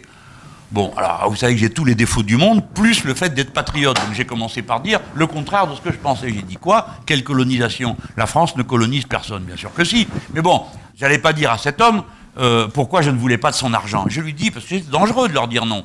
J'ai dit, écoutez, bon, je ne vois pas à qui je pourrais donner ça parce qu'il y a besoin de rien. Et puis, je dis, ah, ça me revient. Bien sûr, en Australie, les aborigènes, ils sont très malheureux. Si vous voulez, je veux bien aller leur porter l'argent que vous voulez leur donner. Bon, l'autre a compris, je me foutais de sa gueule, et c'est comme ça que c'est terminé. Mais j'ai vu de mes propres yeux et entendu de mes propres oreilles comment on achète les gens et comment on les implique dans des circuits. Hein, vous voulez pas faire une conférence? On m'a proposé ça 100 fois. Vous arrivez, c'est mercredi, ben c'est jeudi, hein, la conférence. Vous pouvez rester jusqu'à dimanche, hein, si vous voulez. On s'occupe de tout. Voilà comment ça se passe. Et comme ça, une sorte de... Ce que tu as décrit, quand toi et moi nous décrivons l'oligarchie n'y arriverait pas sans la caste. Et la caste, c'est un personnel politique recruté par des méthodes de cette nature, plus un système médiacratique dont on ne parle pas pour l'instant, je ne sais pas pourquoi on n'en parle pas, qui est la deuxième peau du système, qui est là pour mettre en scène continuellement l'évidence et vous rappeler qui sont les bons et les méchants, qui est-ce qui est bien et pas bien, et surtout appliquer la technique essentielle de l'invisibilisation. C'est-à-dire, l'adversaire idéologique doit disparaître. Et ça vous donne un Bernie Sanders gommé de la scène aux États-Unis, mais alors avec les zélés griots en Europe, ça donnait que la primaire était déjà finie dans le journal Libération, pour ne citer que celui-là, à condition qu'on considère que c'est un journal, et dans d'autres, parce qu'ils disaient, c'est réglé, c'est Clinton-Trump. Non! C'est passé à 2 doigts que ce soit Bernie Sanders qui remportait des victoires extraordinaires, mais il avait été invisibilisé. Ou bien, quand on n'invisibilise pas, on attribue une personnalité politique à l'opposant qui ne correspond à rien de ce qu'il est réellement, mais qui l'oblige à passer son temps à se disculper. Alors, je suis un exemple de ça, je suis un poutinien, il paraît. Donc, je passe mon temps à expliquer que, mais non, je n'ai rien à voir avec Poutine. Du coup, on dit, vous voyez bien qu'il y a un problème avec Poutine, puisque même vous voulez rien avoir avec lui. Et donc, de cette manière, ils vous entraînent dans leur propre mécanique à diabolisation et à invisibilisation. Donc, pour les sociodémocrates, naturellement, ce personnel qu'ils ont recruté, je vais terminer là-dessus, plus le temps passe, et plus de génération en génération, les premiers étaient des syndicalistes, étaient des gens qui menaient des luttes dans la société, et puis ça vous finit par des poulets d'élevage, c'est-à-dire des bêtes qui n'ont jamais une seule fois de leur vie été chercher, picorer dans la prairie pour trouver le petit ver ou la graine qui traîne pour s'en nourrir. Ils ont toujours été installés devant des batteries, quoi, et puis alors ils mangent ce qu'il y a là. Je dis poulets d'élevage pour montrer le fait que ces gens sont totalement domestiqués, et il faut le dire, sont des gens intelligents, cultivés, qui ne se sentent pas traîtres. Jamais ils se disent « Ah, je me lève le matin, comment vais-je trahir la classe ouvrière ?» Non, ils pensent qu'ils professent la vérité, l'évidence, que c'est comme ça qu'il faut faire et pas autrement. Et d'ailleurs, ce pauvre Mélenchon est fou, la preuve, il discute avec Madame Mouffe, qui elle-même, pas très claire, et ainsi de suite. Nous sommes tous des fous à leurs yeux. Nous sommes des dérangés, des exagérés. Jean-Luc, je crois qu'il est temps qu'on passe à la deuxième partie de la question. Sinon, on n'aura pas le temps d'examiner d'autres. Bon. Christophe nous avait demandé. Tu parles dans le micro. Tu l'avais déjà dit. Donc Christophe nous a demandé comment est-on arrivé là et qu'est-ce qu'on peut faire pour lutter. Bon, je crois pour en sortir. Pour lutter contre, c'est ça que je voulais dire, pour en sortir, pour en sortir, pour lutter contre la post-démocratie. Je suis contente que tu sois tombé d'accord sur ma formulation que nous sommes dans un moment populiste. Donc, par là, j'entends, et je crois que c'est ce que tu voulais dire aussi, qu'il y a justement la nécessité de rétablir l'équilibre, de redonner la voix au peuple. Mais alors là, maintenant, on va peut-être entrer dans un terrain où on ne va pas être tout à fait d'accord, et je suis sûre qu'il y a certaines personnes qui ne vont pas trop aimer ce que je vais dire ici, parce que je crois que pour comprendre comment on peut lutter et s'opposer, parce qu'en fait, on parlait de moment populiste, oui. Sauf que malheureusement, ce moment populiste, jusqu'ici, il a été occupé par le populisme de droite. Il n'y a aucune raison pour laquelle ça doit être uniquement le populisme de droite. Parce qu'au fond, quand je parle de moment populiste, ce que je veux dire, c'est qu'il est nécessaire de lutter contre la post-politique et contre l'oligarchisation. Donc, il faut faire un mouvement populaire pour lutter contre ça. Eh bien, malheureusement, sauf quelques exceptions, on voit que là, sur ce terrain-là, la droite populiste occupe le terrain beaucoup plus que ce qui serait une réponse de gauche. Mais, et là, c'est là où je crois que, tout le monde ne va pas être d'accord, je crois que pour vraiment comprendre comment on peut intervenir pour empêcher que ces mouvements continuent à avoir du succès et aussi empêcher, disons, là où ils ne sont pas encore importants qu'ils naissent, il faut reconnaître que à l'origine, les demandes que ces mouvements articulent de façon, pour dire, pervertie, sont vraiment des demandes démocratiques. Je crois que ce sont des formes de réaction contre la post-politique et contre la post-démocratie. Et c'est le fait qu'il n'y a pas de discours alternatif qui donne la possibilité de donner des réponses progressistes à ces demandes qui fait que, en fait, ce sont les partis populistes de droite qui sont ceux qui se développent. Parce qu'il est évident que, et ça c'est le cas en France, mais c'est le cas un peu partout, il y a des secteurs entiers de la population, des classes populaires qui ont été abandonnés par les partis sociaux-démocrates. C'est pour ça que j'ai insisté beaucoup sur la responsabilité de ces partis. Et ces secteurs populaires, ce sont en général évidemment les perdants de la globalisation. Ce sont les ouvriers qui ont perdu leur travail ou bien qui ont peur parce qu'ils vont le perdre. Et tous ceux qui finalement ne correspondent pas à cette idée de globalisation heureuse, ceux qui se trouvent de la globalisation, et dans la mesure où évidemment les partis sociaux-démocrates, qui sont en fait ceux qui devraient justement s'intéresser et fournir un discours à ces classes populaires, ne veulent pas en entendre parler parce que ça met en question leur idée qu'il n'y a pas d'alternative à la globalisation néolibérale. Ils offrent, et je crois que pour moi en tout cas, c'est vrai que c'est difficile en tant qu'étrangère de parler de la situation française, mais il me semble qu'il est évident que le succès de Marine Le Pen vient du fait qu'elle offre à toute une série de secteurs populaires abandonnée par les socialistes. Elle dit, mais il y a des alternatives. Moi, je vais vous offrir une alternative. Je vais parler en votre nom. Donc, et elle articule évidemment la réponse qu'elle donne, c'est-à-dire, et là tu faisais référence à ça d'une certaine façon, c'est-à-dire elle ethnicise les problèmes sociaux, mais par exemple pour des classes populaires, des ouvriers qui se trouvent, disons, au chômage ou qui ont peur de tomber dans le chômage et pour lequel il n'y a aucun discours du Parti socialiste, venir leur dire, mais vous savez, le problème, ce sont les immigrés, c'est à cause des immigrés que vous êtes dans cette situation. Ben, s'il n'y a pas de discours qui leur dit, non, c'est pas les immigrés, ce sont les grandes entreprises transnationales, ben, s'il n'y a que ce discours-là qui est, disons, possible pour ça, ils sont d'une certaine façon voués un peu à devenir des supporters du Front National. Donc c'est pour ça je crois que derrière, parce que il me semble que la façon la pire, et ça je trouve ça vraiment criminel d'une certaine façon, de réagir contre ça, c'est-à-dire ça, ce sont ces ouvriers-là, ce sont des racistes, ce sont des attardés, ils ne comprennent pas le problème de la modernisation. Et aussi, par exemple, de cette façon de condamner ces partis de condamnation morale. Et c'est en général, bon, ça c'est partout, c'est pas uniquement en France, c'est un peu partout, je le constate. La social-démocratie face à la montée des partis populistes de droite, on dit non, on connaît le système, ça c'est le retour du fascisme, oui, c'est l'extrême droite. Je n'aime pas cette catégorie d'extrême droite parce que je trouve que c'est une façon de ne pas vraiment essayer d'analyser qu'est-ce qui est en jeu là-bas. Oui, l'extrême droite, on sait. Mais non, il faut essayer de comprendre pourquoi tous ces gens sont attirés par ces partis populistes de droite.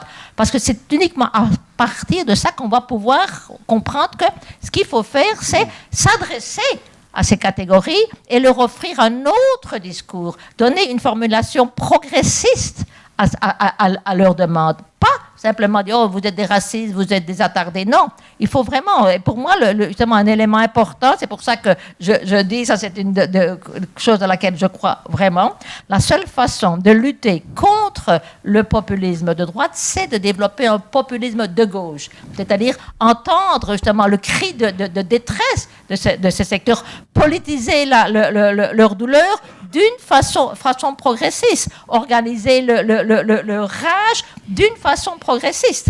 En fait, je suis déjà en train de faire référence à il y a trois qui sont de thèmes de Podemos qui disent politisar el dolor, organizar la rabia et le troisième politisar el deseo. Donc politiser la douleur, organiser la rage et politiser le désir.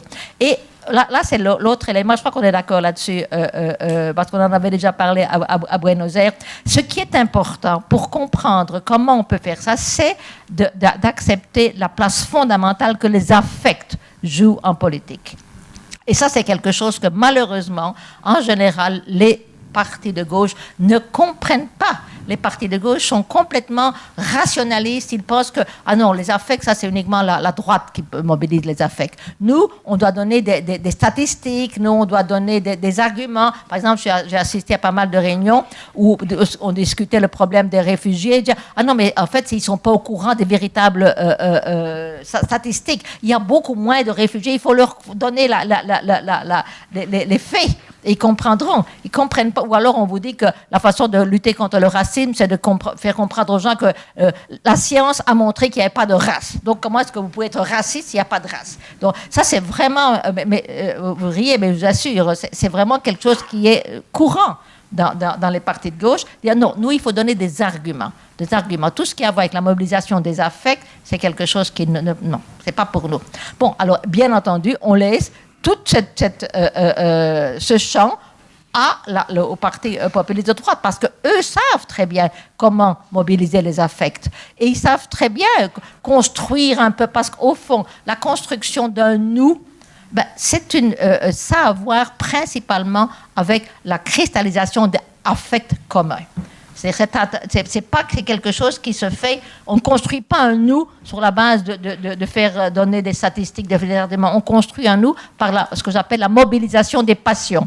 Et les passions, c'est exactement ce que j'entends par des affects communs. Quelque chose qui pousse les gens, qui conduit les gens à se reconnaître, à créer une identité collective. Et ça, c'est absolument fondamental. Si on veut pouvoir justement créer un autre nous, parce que je crois que bon, c'est là où je crois qu'il y a peut-être déjà, à mon avis, il faut reconnaître que, eh bien, ces partis populistes de droite, en général, ils ont été capables de créer un peuple, de créer un nous. Un nous, évidemment, qui n'est pas un nous qu'on peut accepter, c'est pas un nous progressiste, c'est un nous qui, en fait, réduit la démocratie plutôt que de l'élargir. Là, c'est une grande différence, par exemple, je crois, entre le populisme de droite et le populisme de gauche. C'est justement de montrer que il faut défendre, rétablir la démocratie, mais pour l'élargir, pour l'approfondir, pas pour la diminuer. Et une des différences fondamentales, je crois que ça a aussi à voir avec la question de l'égalité. Parce que, par exemple, comme je le disais, les deux éléments fondamentaux, à mon avis, de l'idéal démocratique, c'est égalité et souveraineté populaire.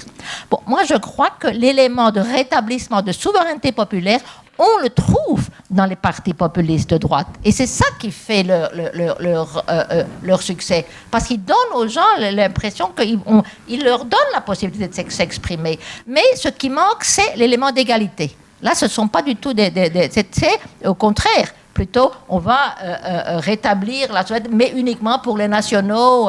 Donc là, il y a un enjeu, je crois, important pour penser le populisme de gauche. C'est il faut rétablir, donner aux gens la possibilité, justement, d'avoir des choix, de voir qu'il y a des alternatives. Donc, l'élément de souveraineté populaire, mais aussi, évidemment, toujours en fonction de défense de l'idée de l'égalité. Et j'insiste et je termine là-dessus parce que pour moi c'est quelque chose d'absolument essentiel. Tout ça ne peut se faire qu'à travers de la mobilisation des passions. Il faut justement mobiliser toutes ces passions vers des issues progressistes, vers par exemple des valeurs comme la justice sociale, comme l'égalité. En fait, ce sont parce que ces passions, elles sont malléables, elles peuvent être orientées d'une façon qui va justement conduire à restreindre la démocratie, mais elles peuvent aussi être mobilisées pour une extension de la démocratie. Et pour moi, la tâche fondamentale d'un populisme de gauche, c'est précisément de mobiliser, créer un autre peuple, un peuple qui ne va pas avoir comme eux les immigrés, mais va avoir comme eux, comme adversaires, les grandes forces de la globalisation néolibérale. Et ça, c'est pourquoi je crois que le moment populiste, il a besoin justement qu'il y ait la possibilité de donner une autre réponse à ce qui est ce besoin d'avoir une voix que l'on trouve de plus en plus dans nos sociétés. Jean-Luc, est-ce que le Front National a, lui, déjà réussi à créer un peuple ? Je finis par m'y perdre. Je vais répondre non. Et oui, parce que il a réussi à créer un électorat, mais d'abord, je vais essayer de mettre de l'ordre dans mes propres idées pour répondre à la question comme tu la formules, qui n'est pas ma manière de le poser, parce que je pense qu'il n'y a pas de malentendu dans le vote Front National. Il y a une racine qui nous intéresse, qui est la volonté des gens de contrôler leur vie. Et il y a une erreur sur l'évaluation des raisons pour lesquelles leur vie leur a échappé. Bon. La racine qui nous intéresse, qui est commune, c'est pourquoi je dis il y a un moment, je veux bien dire un moment populiste, moi j'ai appelé ça la révolution citoyenne, mais je vais y venir. Mais posons ça. Je vais faire ma réponse à moi. C'est-à-dire je me situe comme un homme politique engagé au milieu d'autres militants. Il y en a quelques-uns ici. La première tâche, c'est d'avoir des idées claires. Nous. Parce que si nous voulons construire ou proposer une nouvelle construction intellectuelle et affective, il faut déjà qu'on sache, nous, où on en est. Si on pense que, au fond, nous n'avons affaire qu'à répéter les doctrines de nos anciens et à réciter notre catéchisme, parce que la proclamation de la vérité suffirait à faire que s'écroulent devant nous toutes les barrières, on se trompe. Donc déjà, si nous ne comprenons pas ce qui a changé et quels sont les moteurs de l'histoire, on ne peut rien comprendre. Pour quelle raison le capitalisme est-il devenu comme ça? Qu'est-ce que le peuple? Où est-il né? En quoi la théorie de la révolution citoyenne est celle qui répond à la période politique? Pourquoi nous allons au-devant d'une catastrophe écologique gigantesque qui va mettre tout le monde au pied du mur, de savoir si c'est tous ensemble qu'on s'en sort ou chacun pour soi, ce qui va donc nous ramener à des fondamentaux de la latéralisation politique. Mais observons que l'ancienne latéralisation politique ne fonctionne pas, elle empêche de penser. Si vous pensez en termes droite-gauche dans cette salle, tout le monde sait ce qu'est la droite et la gauche, et il y a un instant j'ai rappelé sa racine historique, mais c'est pas comme ça que ça se passe dans le commun des mortels. Dans le commun des mortels, et d'ailleurs la télé le rappelle tous les jours, et la radio le rappelle tous les jours. La gauche, c'est M. Hollande. Alors comment voulez-vous arriver à penser une latéralisation si on vous appelle gauche, quelque chose qui n'a rien à voir avec la gauche? Clairement, ça empêche de penser. Donc, nous sommes devant cet obstacle. Mais nous, déjà, avoir des idées claires, et une théorie claire, et une méthode de pensée claire, jusqu'à arriver au point où, quand Chantal Mouffe dit « c'est à nous de construire des affects et de leur propriété. » Il faut, à ce moment-là, pas faire 3 sauts périlleux arrière, va des rétro Satanas, quelle horreur, de quoi vous nous parlez, Madame Mouffe, Monsieur Mélenchon, tout ça c'est des passions que personne ne va maîtriser, nous sommes le camp de la raison, etc., etc. Bon. Alors, donc, disons bien quel est l'enjeu. C'est là que moi j'ai rejoint complètement le discours d'Ernesto Laclau et de Chantal Mouffe. C'est le peuple, en tant que catégorie politique, est une autoconstruction. Le processus d'autoconstruction nous intéresse. De quoi est-il fait? Il est fait d'idées, d'affects et d'objectifs. Les objectifs, c'est le programme qui y répond. Les affects, c'est l'esthétisation de nos valeurs, que je me suis risqué à faire dans nos meetings. Vous savez bien, où je lis des poèmes, je lis du Victor Hugo, des fois on joue de la musique, et tout ça a à voir avec nos idées. Nous esthétisons les valeurs qui sont celles de la gauche, à notre avis, c'est-à-dire la tendresse, l'amour, la fraternité, le partage, l'attention aux plus faibles, la volonté acharnée d'égalité, non pas comme un principe abstrait, mais comme une réalité humaine. Et le troisième élément, je répondais à la question, qui êtes-vous? La madame Le Pen, elle répond, vous êtes des blancs catholiques. Oui, mais elle construit un peuple, J'y viens, je suis d'accord. Non, mais c'est important, ça. Oui, ben d'accord, c'est important, mais c'est elle qui va perdre. Elle construit un peuple. Oui, mais attends, laisse-moi finir de répondre. Je ne suis pas, moi, dans la position d'un observateur. Je suis dans la position d'un acteur. Mon rôle n'est pas de venir dire aux gens, écoutez, je vais vous expliquer ce qu'est Madame Le Pen. Ce n'est pas la peine de faire des réunions. Il s'agit de construire. Donc, elle vous dit que vous êtes des blancs chrétiens. Moi, je vous réponds, vous êtes les enfants des Lumières. Comme je n'arrivais à rien, j'ai donc provoqué la conflictualité. Qu'est-ce que les Lumières? Robespierre. Ah, quelle horreur, tout le monde crie. Et à ce moment-là, tout le monde réfléchit. Pourquoi Robespierre? Pourquoi la Grande Révolution? Et on s'aperçoit à ce moment-là que depuis 20 ans a été déconstruite l'hégémonie culturelle basique du peuple français, qui est l'adhésion à la Grande Révolution de 89, perçue comme le moment où on abolit les privilèges, on établit l'égalité, même si ce n'est pas vrai puisque les femmes ne votaient pas à cette époque-là. Mais en tout cas, le principe révolutionnaire d'égalité a été affirmé et devient l'identité collective des Français. Ça a été gommé à travers toutes sortes de manifestations culturelles qui ont mis en scène le roi, la reine, leurs amis, tout ça, bon, et la révolution des barbares sauvages abominables. Donc, cette reconstruction culturelle fait partie du projet. Si vous m'entendez parler si souvent de la Grande Révolution, c'est pas que j'en sois obsédé à titre personnel, c'est parce que j'estime que c'est un élément qui est un enjeu de la perception du nous. Qui sommes-nous? Sinon, nous sommes ce qu'elle dit, elle, Madame Le Pen. Alors, c'est là que je viens sur des choses. Il n'y a rien, là je suis complètement d'accord avec toi, il n'y a pas d'autre enjeu que la conscience. Et la conscience, en tant que phénomène purement rationnel, ça n'existe pas. La conscience est un mélange de raison et d'affect. Et donc, une bataille qui nie la place des affects est une bataille qui n'est pas menée. C'est une bataille qui est abandonnée et où on suppose que les êtres humains sont des êtres de ce qu'on appelle raison, mais qui ne l'est pas dès lors qu'on en met de côté la culture, la musique, la poésie, l'amour et les identifiants collectifs. Nous avons donc besoin de héros. Nous avons besoin de nous approprier une histoire. Et vous voyez, comme le débat est difficile, peut-être que tu as raté cet épisode, mais moi j'avais essayé de toutes les manières possibles de ramener la révolution de 89 dans le débat, et tout d'un coup, coucou surprise, magnifique découverte, M. Sarkozy dit que nos ancêtres sont les Gaulois. C'est trop beau. Donc j'arrive et je dis, ah ben si vous voulez, vous, que les ancêtres sont des Gaulois, c'est donc une vision ethnique de la France. Moi j'en ai une autre à vous proposer, je pense que c'est la Révolution. Qu'est-ce qui est retenu? Pas ce que j'ai dit de la Révolution, surtout pas. Nos ancêtres sont les sans-culottes, vous imaginez ça? Comme titre, c'est abominable. Ça a été, ah ben Mélenchon dit que Sarkozy a raison de parler de ça. Donc il est complice.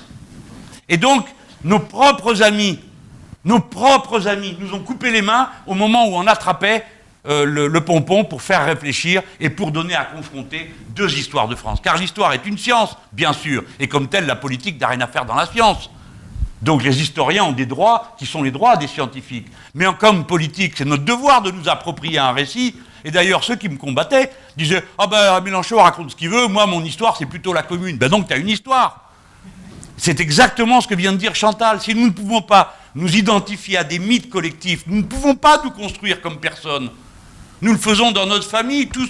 Mon grand-père faisait ceci, ma grand-mère, elle était formidable parce qu'elle a fait ça. Eh bien, il y a un récit collectif. Donc, à s'approprier ce récit a une grande importance, surtout quand on est en France, puisqu'on a la chance d'être à l'endroit où il y a eu cette histoire qui s'appelle la Révolution de 89. Maintenant, je viens à la dynamique des idées, Chantal. C'est là que c'est très important, parce que ce que tu pointes, évidemment, on a retourné 100 fois le problème. Mais la vérité vraie, c'est que comme c'est la conscience qui est l'enjeu, parlons-en des prolétaires qui votent Front National. Mais alors parlons-en sérieusement, c'est-à-dire en examinant les bureaux de vote et en regardant, que se passe-t-il? Le vote ouvrier ultra majoritaire, c'est l'abstention. C'est-à-dire que 60 à 70% des travailleurs ne votent pas, parce qu'ils considèrent que la scène politique est une escroquerie globale. Et restent donc ceux qui votent. Mais ceux qui votent, ils ont une histoire, eux aussi, collective. Lorsque nous étions au sommet de notre gloire, au programme commun, 70% des travailleurs qui votaient à 80%. 70% votaient programme commun. Ça veut dire qu'il y en a 30% qui étaient assez bêtes pour ne pas voter programme commun. À l'époque où tous leurs copains autour d'eux votaient programme commun. Eh bien, ceux-là, ils avaient un enracinement quoi? Pas social, puisque c'est les mêmes prolos, dans les mêmes usines. C'était quoi leur enracinement? Ce que vient de dire Chantal, ils appartenaient à un peuple particulier, le peuple catholique réactionnaire anticommuniste, ou le peuple anticommuniste. Ils s'étaient constitués une identité collective. Ceux-là, ils n'ont pas désarmé puisque leur chef les entraîne. Puisque leur chef leur dit, voyez bien, on a toujours eu raison d'être comme ça. Donc, eux, ils sont en dynamique. Ils ont ramassé le petit bout des hésitants. Parce que c'est les hésitants l'enjeu. Il faut les amener de notre côté. Ils les ont ramassés. Ils ont donc ramassé le 40% de ceux qui votent. Et alors, évidemment, ils paraissent immenses et innombrables. La question qui se pose à nous, c'est autant de démonter ce qu'ils croient que se demander comment mobiliser les autres. C'est les autres l'enjeu, ceux qui ne veulent plus aller voter, et qui se sont en quelque sorte le peuple qui s'est mis en congé de lui-même. Ils ne votent plus, donc ils ne sont plus politisés. C'est pour ça qu'à la question « que faire ?», la réponse stratégique révolutionnaire, c'est le peuple, la renaissance du peuple, ce que dit Chantal, le moment populiste. Il s'agit de construire le peuple en tant qu'entité politique. Comment le faire? Il y a un argument stratégique central, nourri de la volonté qu'on vient de décrire des aspirations sociales. C'est la constituante. Parce que le process d'assemblée constituante met le peuple en situation de se définir politiquement. Quel droit nous nous reconnaissons les uns aux autres. C'est ça qu'il y a dans une constitution. C'est ça la leçon que nous tirons de l'Amérique latine chaviste et coréiste. C'est ça la leçon essentielle. Parce que pour le reste, les limites, on les a vues. C'est que ni le chavisme, ni les autres camarades n'ont été capables de construire le peuple suivant. C'est-à-dire qu'une fois que tu as arraché des millions de gens à l'extrême pauvreté et que tu les as installés en classe moyenne, sans révolution culturelle, sans objectif écologique commun, ils se comportent comme une classe moyenne habituelle, c'est-à-dire qu'ils veulent se définir par des consommations ostentatoires. Et donc, il présente une exigence consumériste qui détruit de l'intérieur la révolution, parce que si on a fait tout ça pour acheter des 4x4 et se faire des opérations de chirurgie esthétique, franchement, on reste chez nous. Hein, c'est pas le sujet. Donc, c'est ça les enjeux. C'est là qu'on se retrouve. Moi, j'en suis 1 million de fois d'accord. Nous avons une reconstruction globale à faire. Pas simplement avoir un bon programme, on l'a. Mais c'est les valeurs qui vont avec, les affects qui vont avec, les mots pour se désigner, pour se nommer. Et aussi assumer les leaderships. Ceux qui racontent que le nous est plus démocratique que le je sont des irresponsables. Parce que quand on dit je, on permet aux autres de se situer. Tandis on dit nous, c'est qui? C'est une entité, on ne sait pas qui c'est. Je parle du leader, hein. Je ne parle pas de la construction, construire un nous. On ne peut construire un nous qu'à la condition que tous les piquets qui constituent cette émergence-là, ils soient là. Que les gens ne soient pas dans l'anomie. On ne sait pas qui on est, nous. D'ailleurs, on n'a pas de leader, parce qu'il avance avec un masque, on ne le voit pas, on ne sait pas qui c'est. Et d'ailleurs, il se sent un devoir de grisaille. Et si par hasard apparaît le leader, ça va être juste pour dire nous, mais on ne sait pas qui c'est. Le parti, les masses, bref. Nous avons eu besoin de ce moment-là. Et regardez partout les révolutions populistes, inclut une dimension d'incarnation que vous ne pouvez pas reprocher aux gens en disant « vous êtes tellement bêtes que vous avez besoin d'un leader ». Non, c'est justement parce qu'ils ne sont pas bêtes qu'ils installent un leader ou une leaduse, comme ça a été le cas en Argentine avec Cristina Kirchner, ou comme ça a été le cas au Brésil avec Dilma Rousseff pendant toute cette période. Donc tous ces éléments, vous comprenez, il faut les faire sortir de la considération académique et des débats entre nous pour en faire une stratégie vivante. Et quand on parle par exemple du peuple acteur politique, à quoi correspond son incarnation? Je finis là-dessus. Comment ça se traduit? Eh bien, le parti de classe, on le connaissait, il était comme la classe, il était délimité. Le parti du peuple, c'est un mouvement par définition, et c'est un mouvement sans bord. C'est pas facile à construire. C'est ce que nous sommes en train d'essayer d'imaginer en ce moment. Hein, c'est un mouvement, et qui correspond à la modernité. Dans la modernité, plus il y a de monde, plus les individus sont singuliers. Vous ne pourrez plus remettre les gens en rang comme ils l'étaient autrefois à l'usine. C'est donc par leur mouvement autonome, personnel et individuel qu'ils participeront à hauteur de ce qu'ils veulent faire ou pas, suivant le moment. Et si on peut dire tout ça, ça ne nous convient pas, parce que c'est trop individualiste. C'est comme ça. Le nous ne se constitue que par une libre adhésion. Si on ne le comprend pas, on va essayer de brutaliser les gens, on n'arrivera à rien. Voilà comment, moi je retombe dans le... Je colle au discours de Chantal, parce que l'important pour nous, c'est d'être nourris par des penseurs qui nous permettent d'arriver à comprendre. On ne peut pas tout faire en même temps, militer, réfléchir pour de la théorie. Bon. Donc on arrive à tout faire en même temps. Pour ma part, j'essaye de m'y astreindre parce que je suis un militant à l'ancienne. C'est-à-dire que pour moi, la théorie commande à la pratique. Et ce que nous sommes en train de bâtir à travers une campagne électorale, ce n'est pas une élection. Bien sûr que c'est une élection. Mais ce n'est pas une élection. Nous sommes en train de construire un peuple. C'est ça que nous essayons de faire, construire un peuple. Et ce qui restera à la fin de la campagne électorale, c'est s'il existe un peuple ou pas. Et vous voyez que la résistance énorme, elle vient non seulement de l'ennemi, qui décide de nous travestir, mais elle vient des fois des amis qui ne supportent pas la remise en cause des pouvoirs établis que l'irruption populaire fait. Alors je termine là-dessus. Comment ça se passe une révolution citoyenne ? Il faut que les conditions matérielles en soient réunies à la base. Il faut que la société soit incapable de répondre aux aspirations élémentaires, dont beaucoup sont de nature écologique. Par exemple, nous voulons tous que nos enfants ne mangent pas du poison. Ben aujourd'hui, il faut se lever de bonne heure pour y arriver. Bref, la société ne répond plus aux revendications élémentaires de l'existence.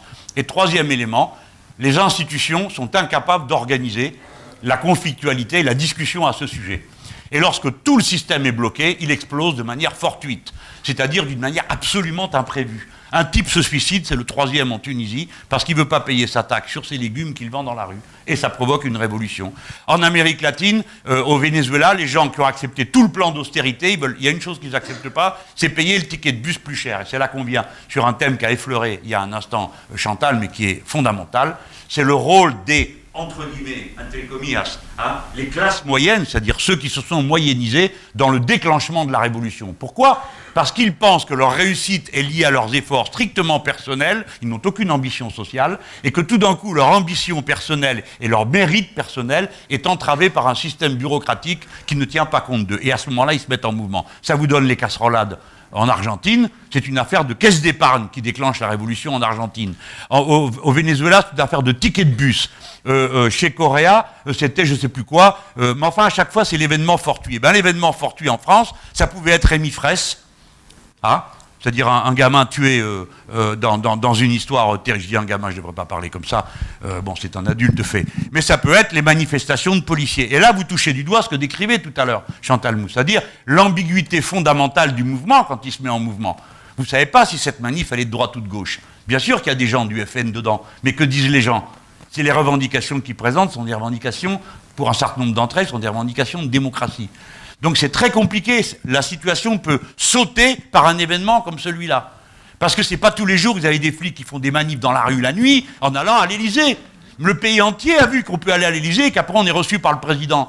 Là, demain, il y aura les bouchers charcutiers, il y aura... Tout le monde va faire ça. C'est-à-dire qu'il n'y a plus d'autorité. Une société ne fonctionne pas sans le consentement à l'autorité. Ceci est un signal majeur que nous recevons de la proximité du point événement fortuit, que moi j'appelle, à la suite des Argentins et à la suite de nos autres camarades d'Amérique latine, le point qu'ils s'en aillent tous. C'est-à-dire un jour, les gens sont enragés et disent qu'ils s'en aillent tous. Tous, inclus les syndicalistes. Ne croyez pas que ça épargne les gens de gauche. Hein. Dans la révolution argentine, quand elle démarre, ils s'en prenaient aussi aux camarades des syndicats. C'est vous qui nous avez mis dans ce bordel, on ne veut plus vous voir, dégagez, on vous a assez vu. Tout le monde. La société entière s'effondre avant de se reconstituer politiquement. Alors, merci. On a un peu débordé sur le timing initial, mais c'est un peu normal. On a un peu de temps, je crois, pour encore continuer au-delà de 9 heures. On a abordé déjà un petit peu finalement ce qui devait être notre 5e point, qui était la question du clivage droite-gauche. Parce que c'est vrai que souvent...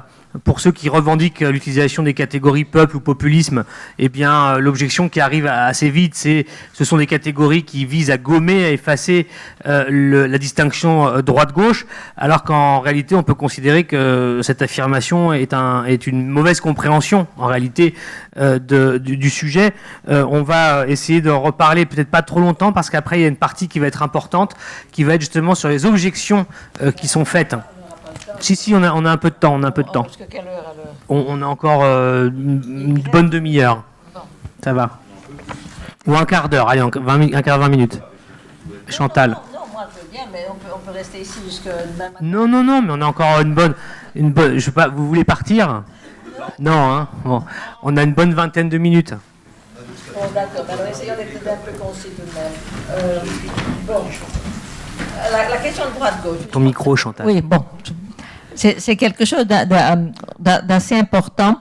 Et bon, moi, ma position à ce sujet-là, c'est la suivante. Je crois ça dépend comment, à quel niveau on définit la droite et la gauche. Parce que je crois que quand on parle, évidemment, de construire un mouvement populiste, bon, il s'agit justement de construire... Enfin, moi, je m'appuie sur les analyses d'Ernesto Laclau dans La raison populiste, où il dit qu'au fond, le populisme, c'est la construction d'une frontière politique sur la base de ceux d'en bas contre ceux d'en haut. Donc, c'est évidemment très important. Et là, ça inscrit, c'est pour ça que j'insistais au début, que ça dépend aussi, on ne peut pas penser le populisme si on part d'une conception du politique comme étant la conception associative. Parce qu'alors là, franchement, le populisme en tant que construction d'une frontière, bon, ben, c'est pas, ça ne fonctionne pas. Parce que la conception associative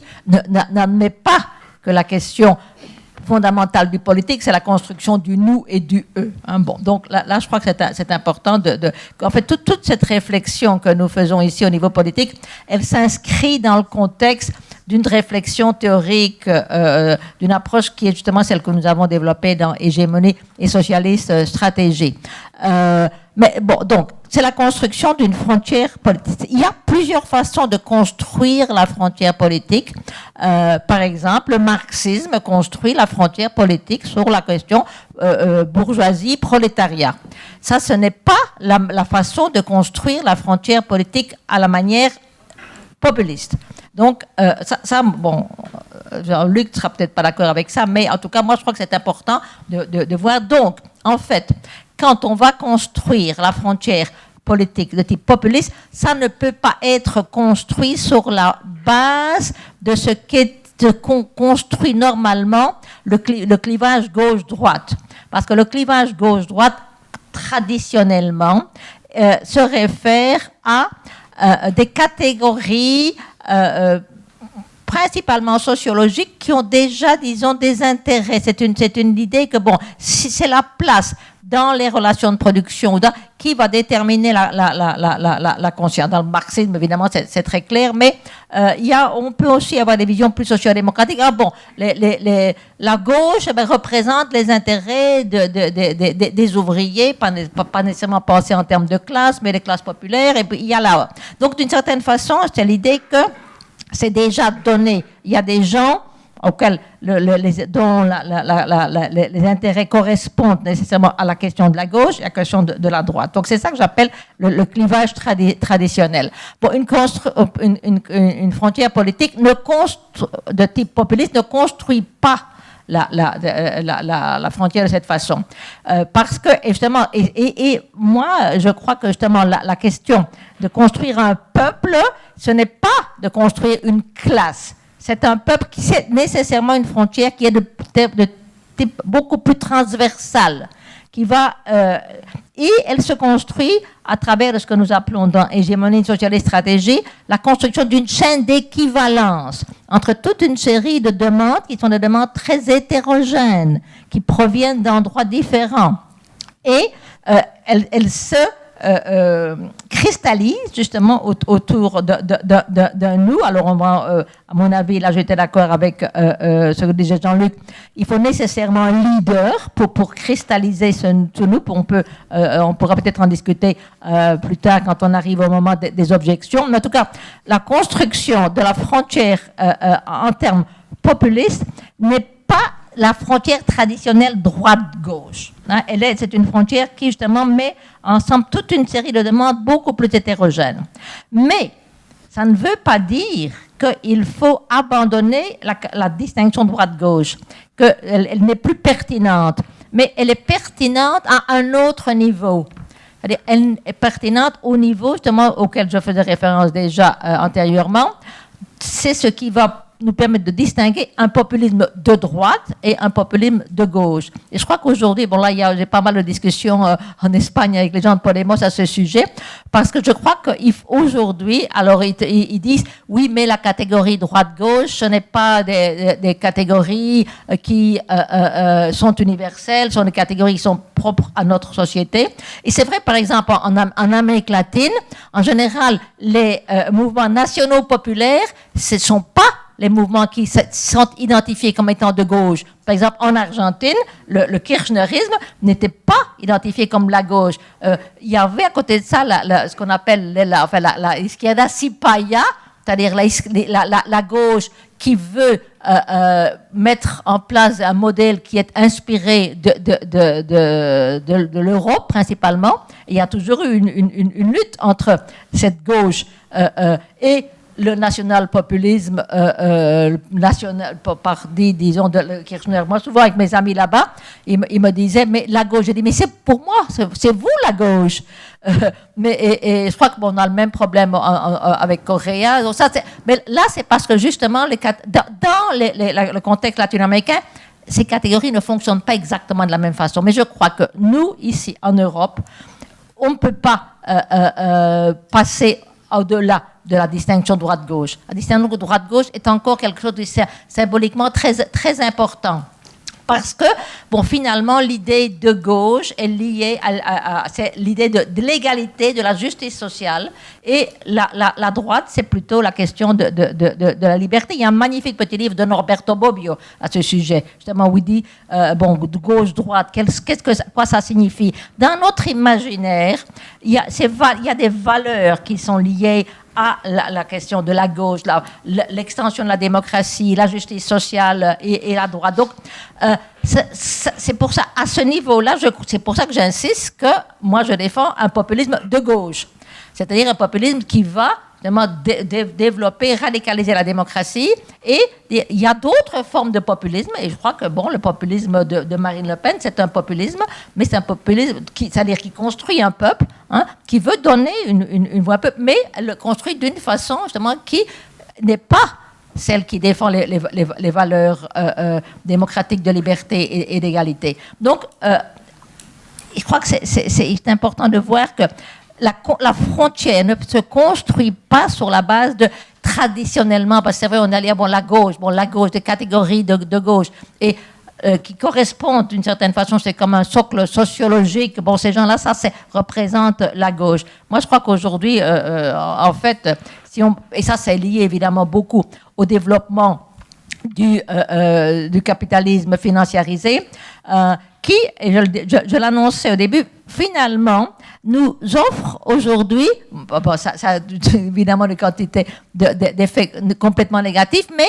il y a un effet positif. Je crois qu'aujourd'hui, en fait, il y a beaucoup plus de gens dans différents secteurs sociaux qui peuvent se reconnaître d'un projet. Jean-Luc appelle ça un projet citoyen, moi j'appelle ça populisme de gauche, parce qu'au fond, à la différence de l'époque fordiste, où c'était principalement en tant qu'on était ouvrier qu'on travaillait à la chaîne, qu'on était sous l'effet de la domination capitaliste.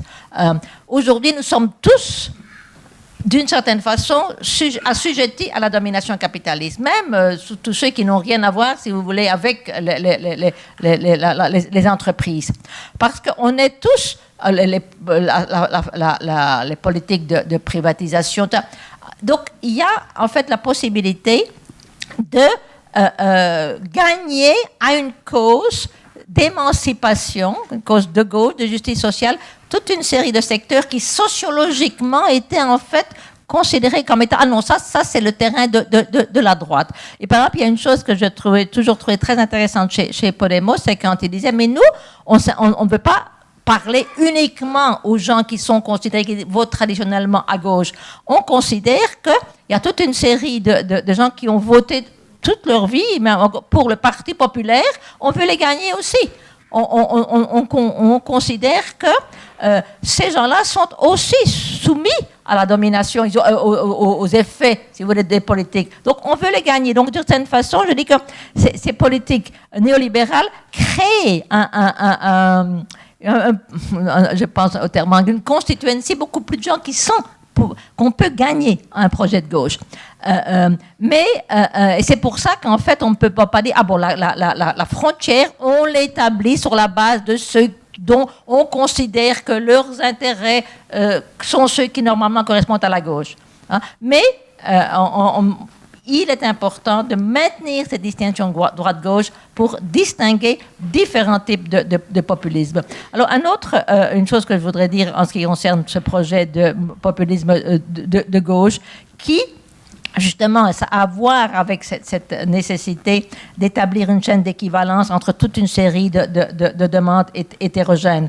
Parce que, aujourd'hui, ça c'était déjà en fait l'objectif de notre livre Hégémonie socialiste stratégique, quand on disait qu'il faut reformuler le projet socialiste en termes d'une radicalisation de la démocratie, parce qu'on disait qu'il est important, il n'y a pas uniquement les demandes ouvrières qui sont importantes pour un projet d'émancipation, il y a le féminisme, il y a l'écologie, il y a les demandes de lutte contre le racisme, contre les inégalités, par exemple, dans les gays.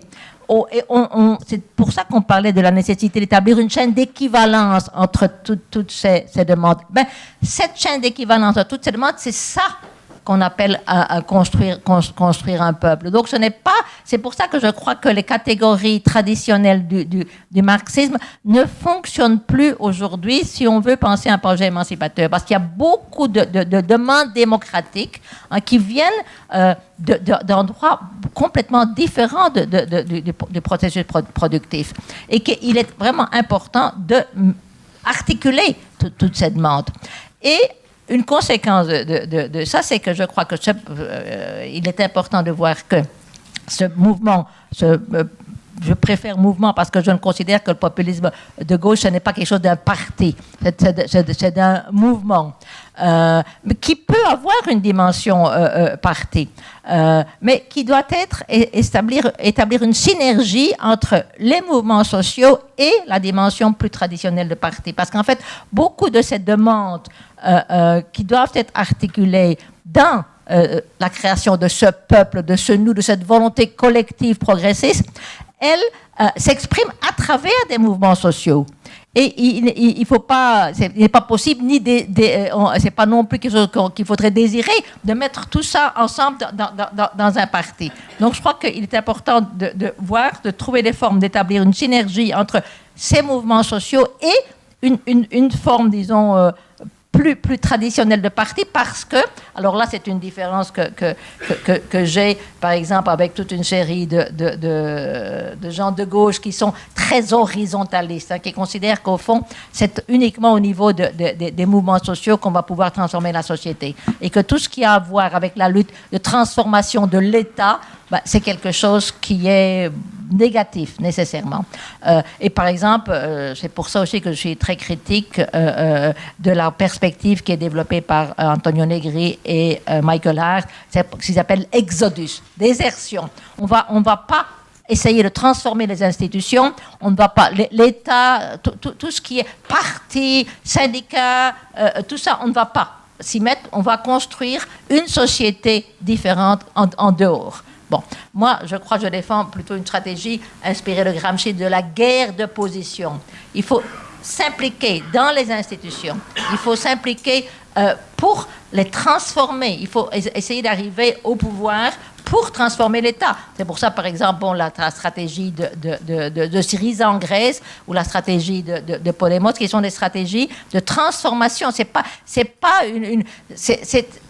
très différent de ce que peut être un mouvement social-démocrate. Par exemple, social-démocrate, c'est être dans les institutions, mais pas pour les transformer. Hein, c'est vraiment la reproduction.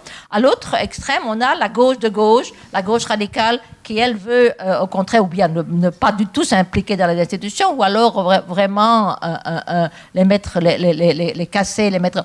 Bon, je crois qu'une stratégie de populisme de gauche, c'est justement une stratégie on dit non, nous on veut arriver au pouvoir. On veut arriver au pouvoir pour pouvoir transformer la société.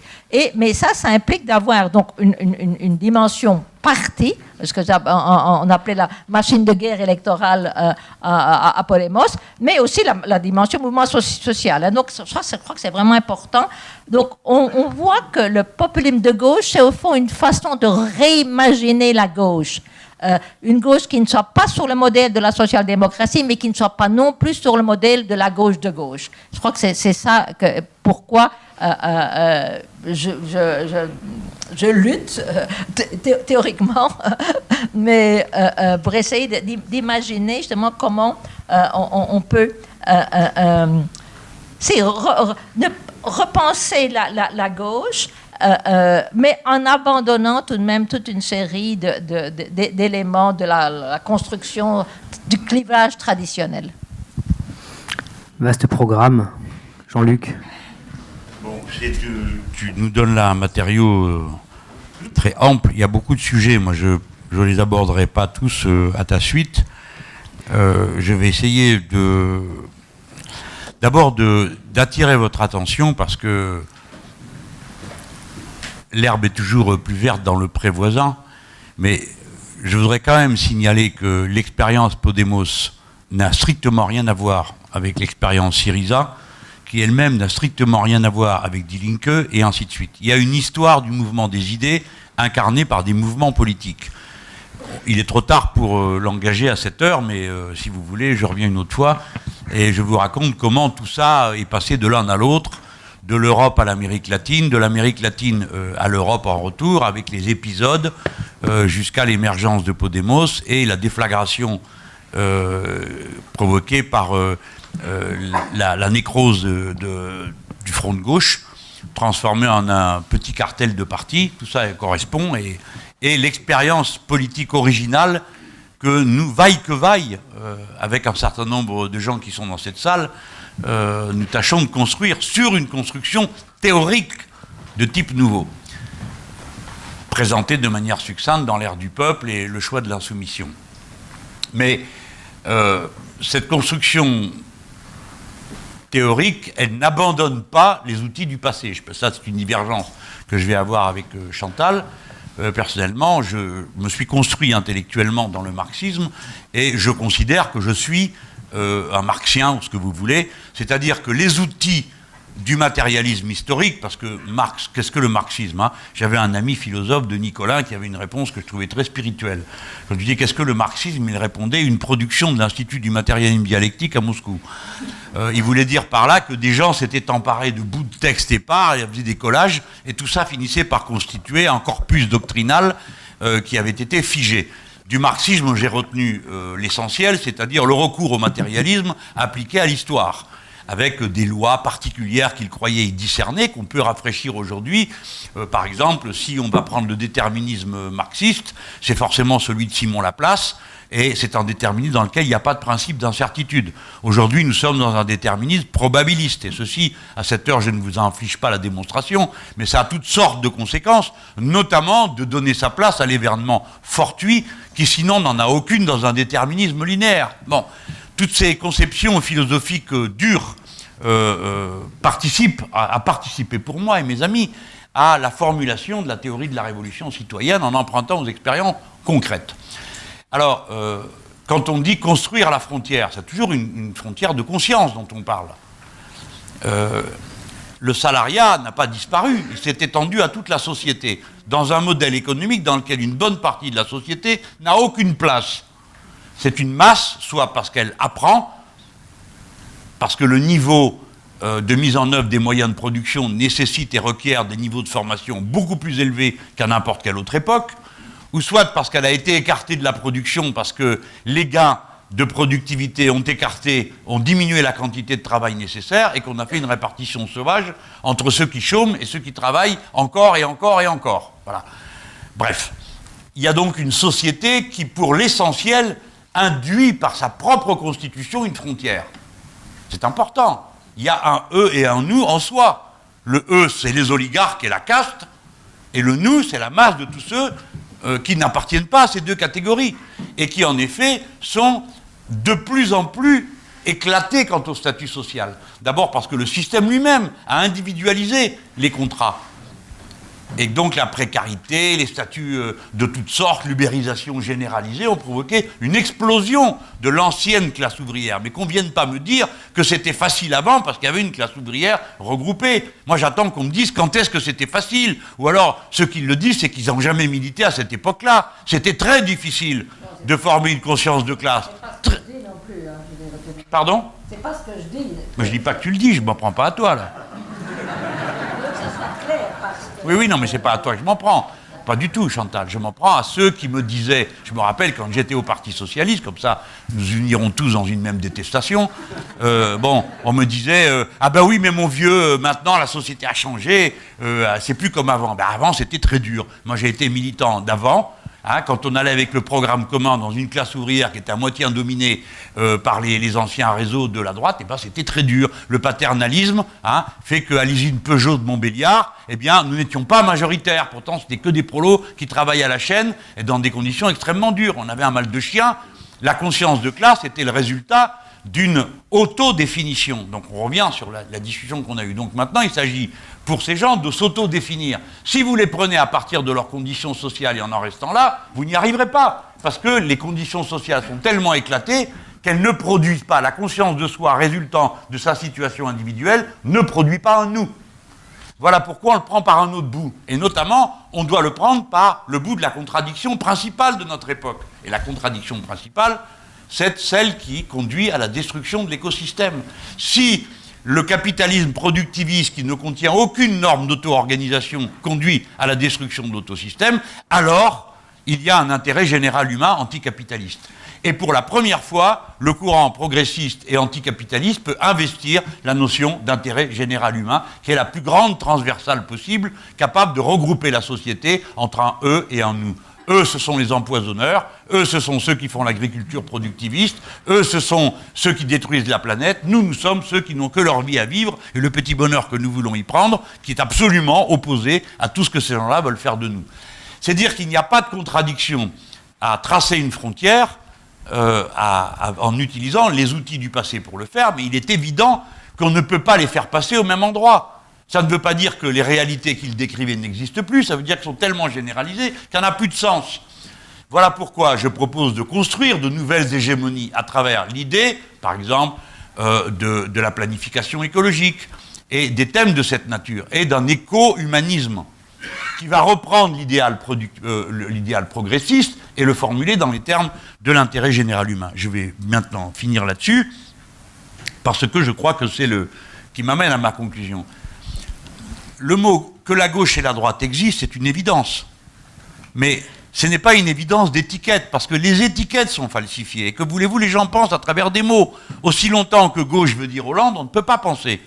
Et toute personne qui arrive en disant « Eh bien, écoutez, moi je suis la gauche », on va dire « Mais attends, on ne comprend pas, c'est l'autre la gauche aussi, vous êtes de gauche tous les deux. » Ah ben non, lui il est de droite. Ah non, alors vous êtes quoi? La vraie gauche. Et vous êtes ce que Podemos, alors là pour le coup c'est une discussion avec les camarades de Podemos, c'était si on accepte leur latéralisation, 2 secondes après on est à l'extrême gauche. Parce qu'il y a une gauche, une vraie gauche, une fausse gauche, une extrême gauche, la gauche qui est gauche, mais bref. Donc il ne s'agit pas de nier le mot gauche, ni même de le rejeter, ni même de dire que nous serons dans une espèce d'au-delà dont on ne sait pas au juste à quoi il correspond. Il s'agit de reconstruire la racine de gauche. Ou plus exactement, de reconstruire la racine dont le nom était jusqu'à présent gauche. Et cette racine, c'est souveraineté, citoyenneté.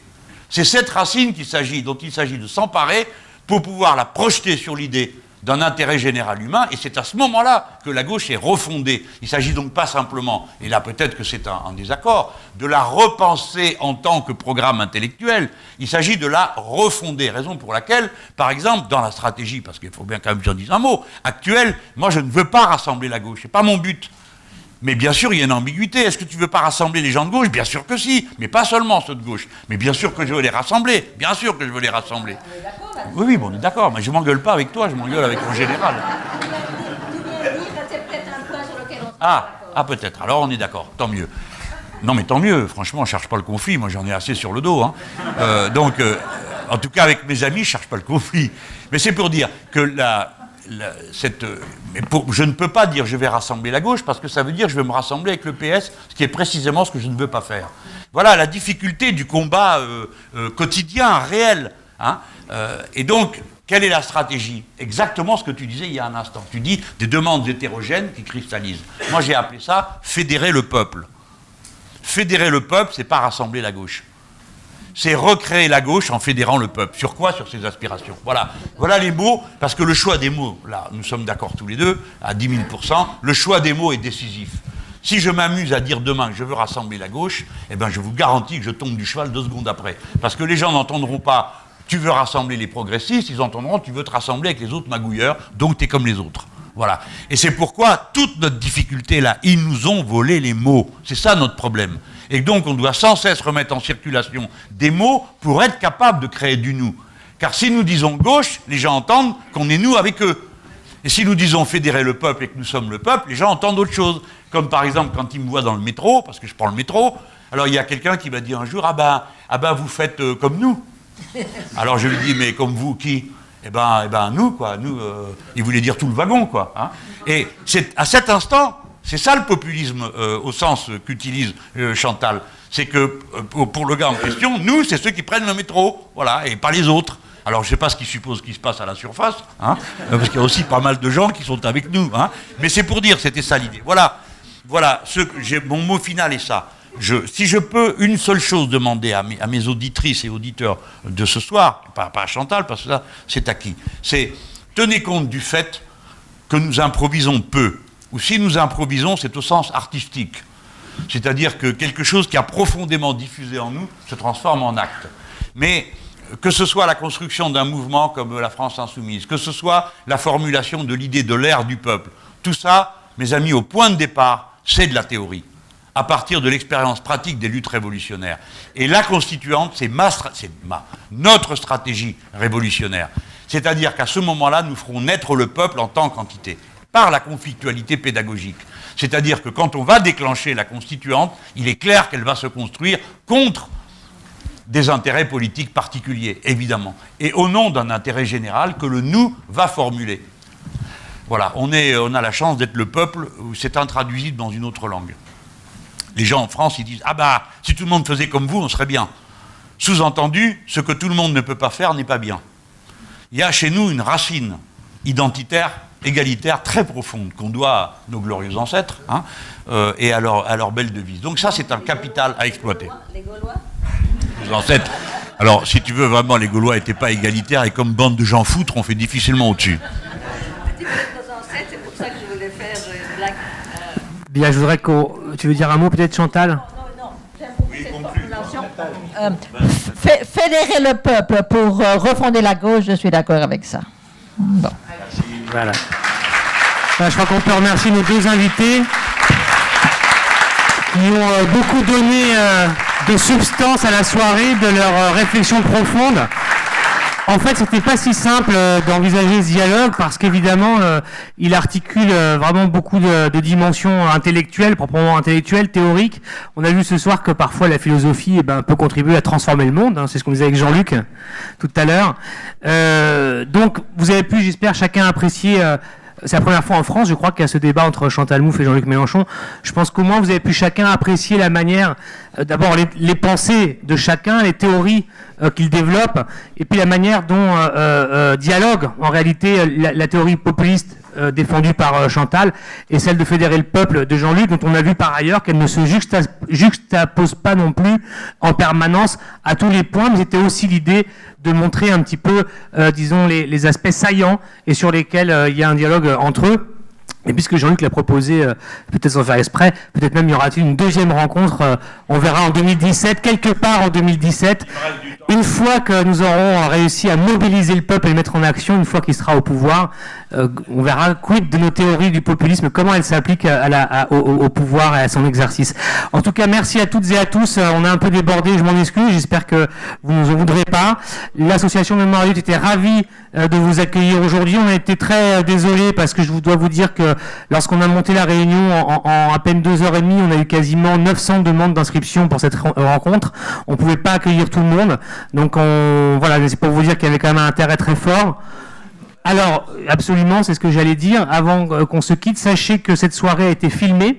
Elle donnera lieu à un film qui sera diffusé ultérieurement sur le site de Mémoire des Luttes et celui de la campagne de Jean-Luc. Donc, je ne sais pas exactement quand, les délais, mais sachez que cette soirée percolera dans les réseaux interconnectés qui constituent la masse mobilisée et le peuple de demain, si j'ai bien retenu la leçon. Bonne soirée.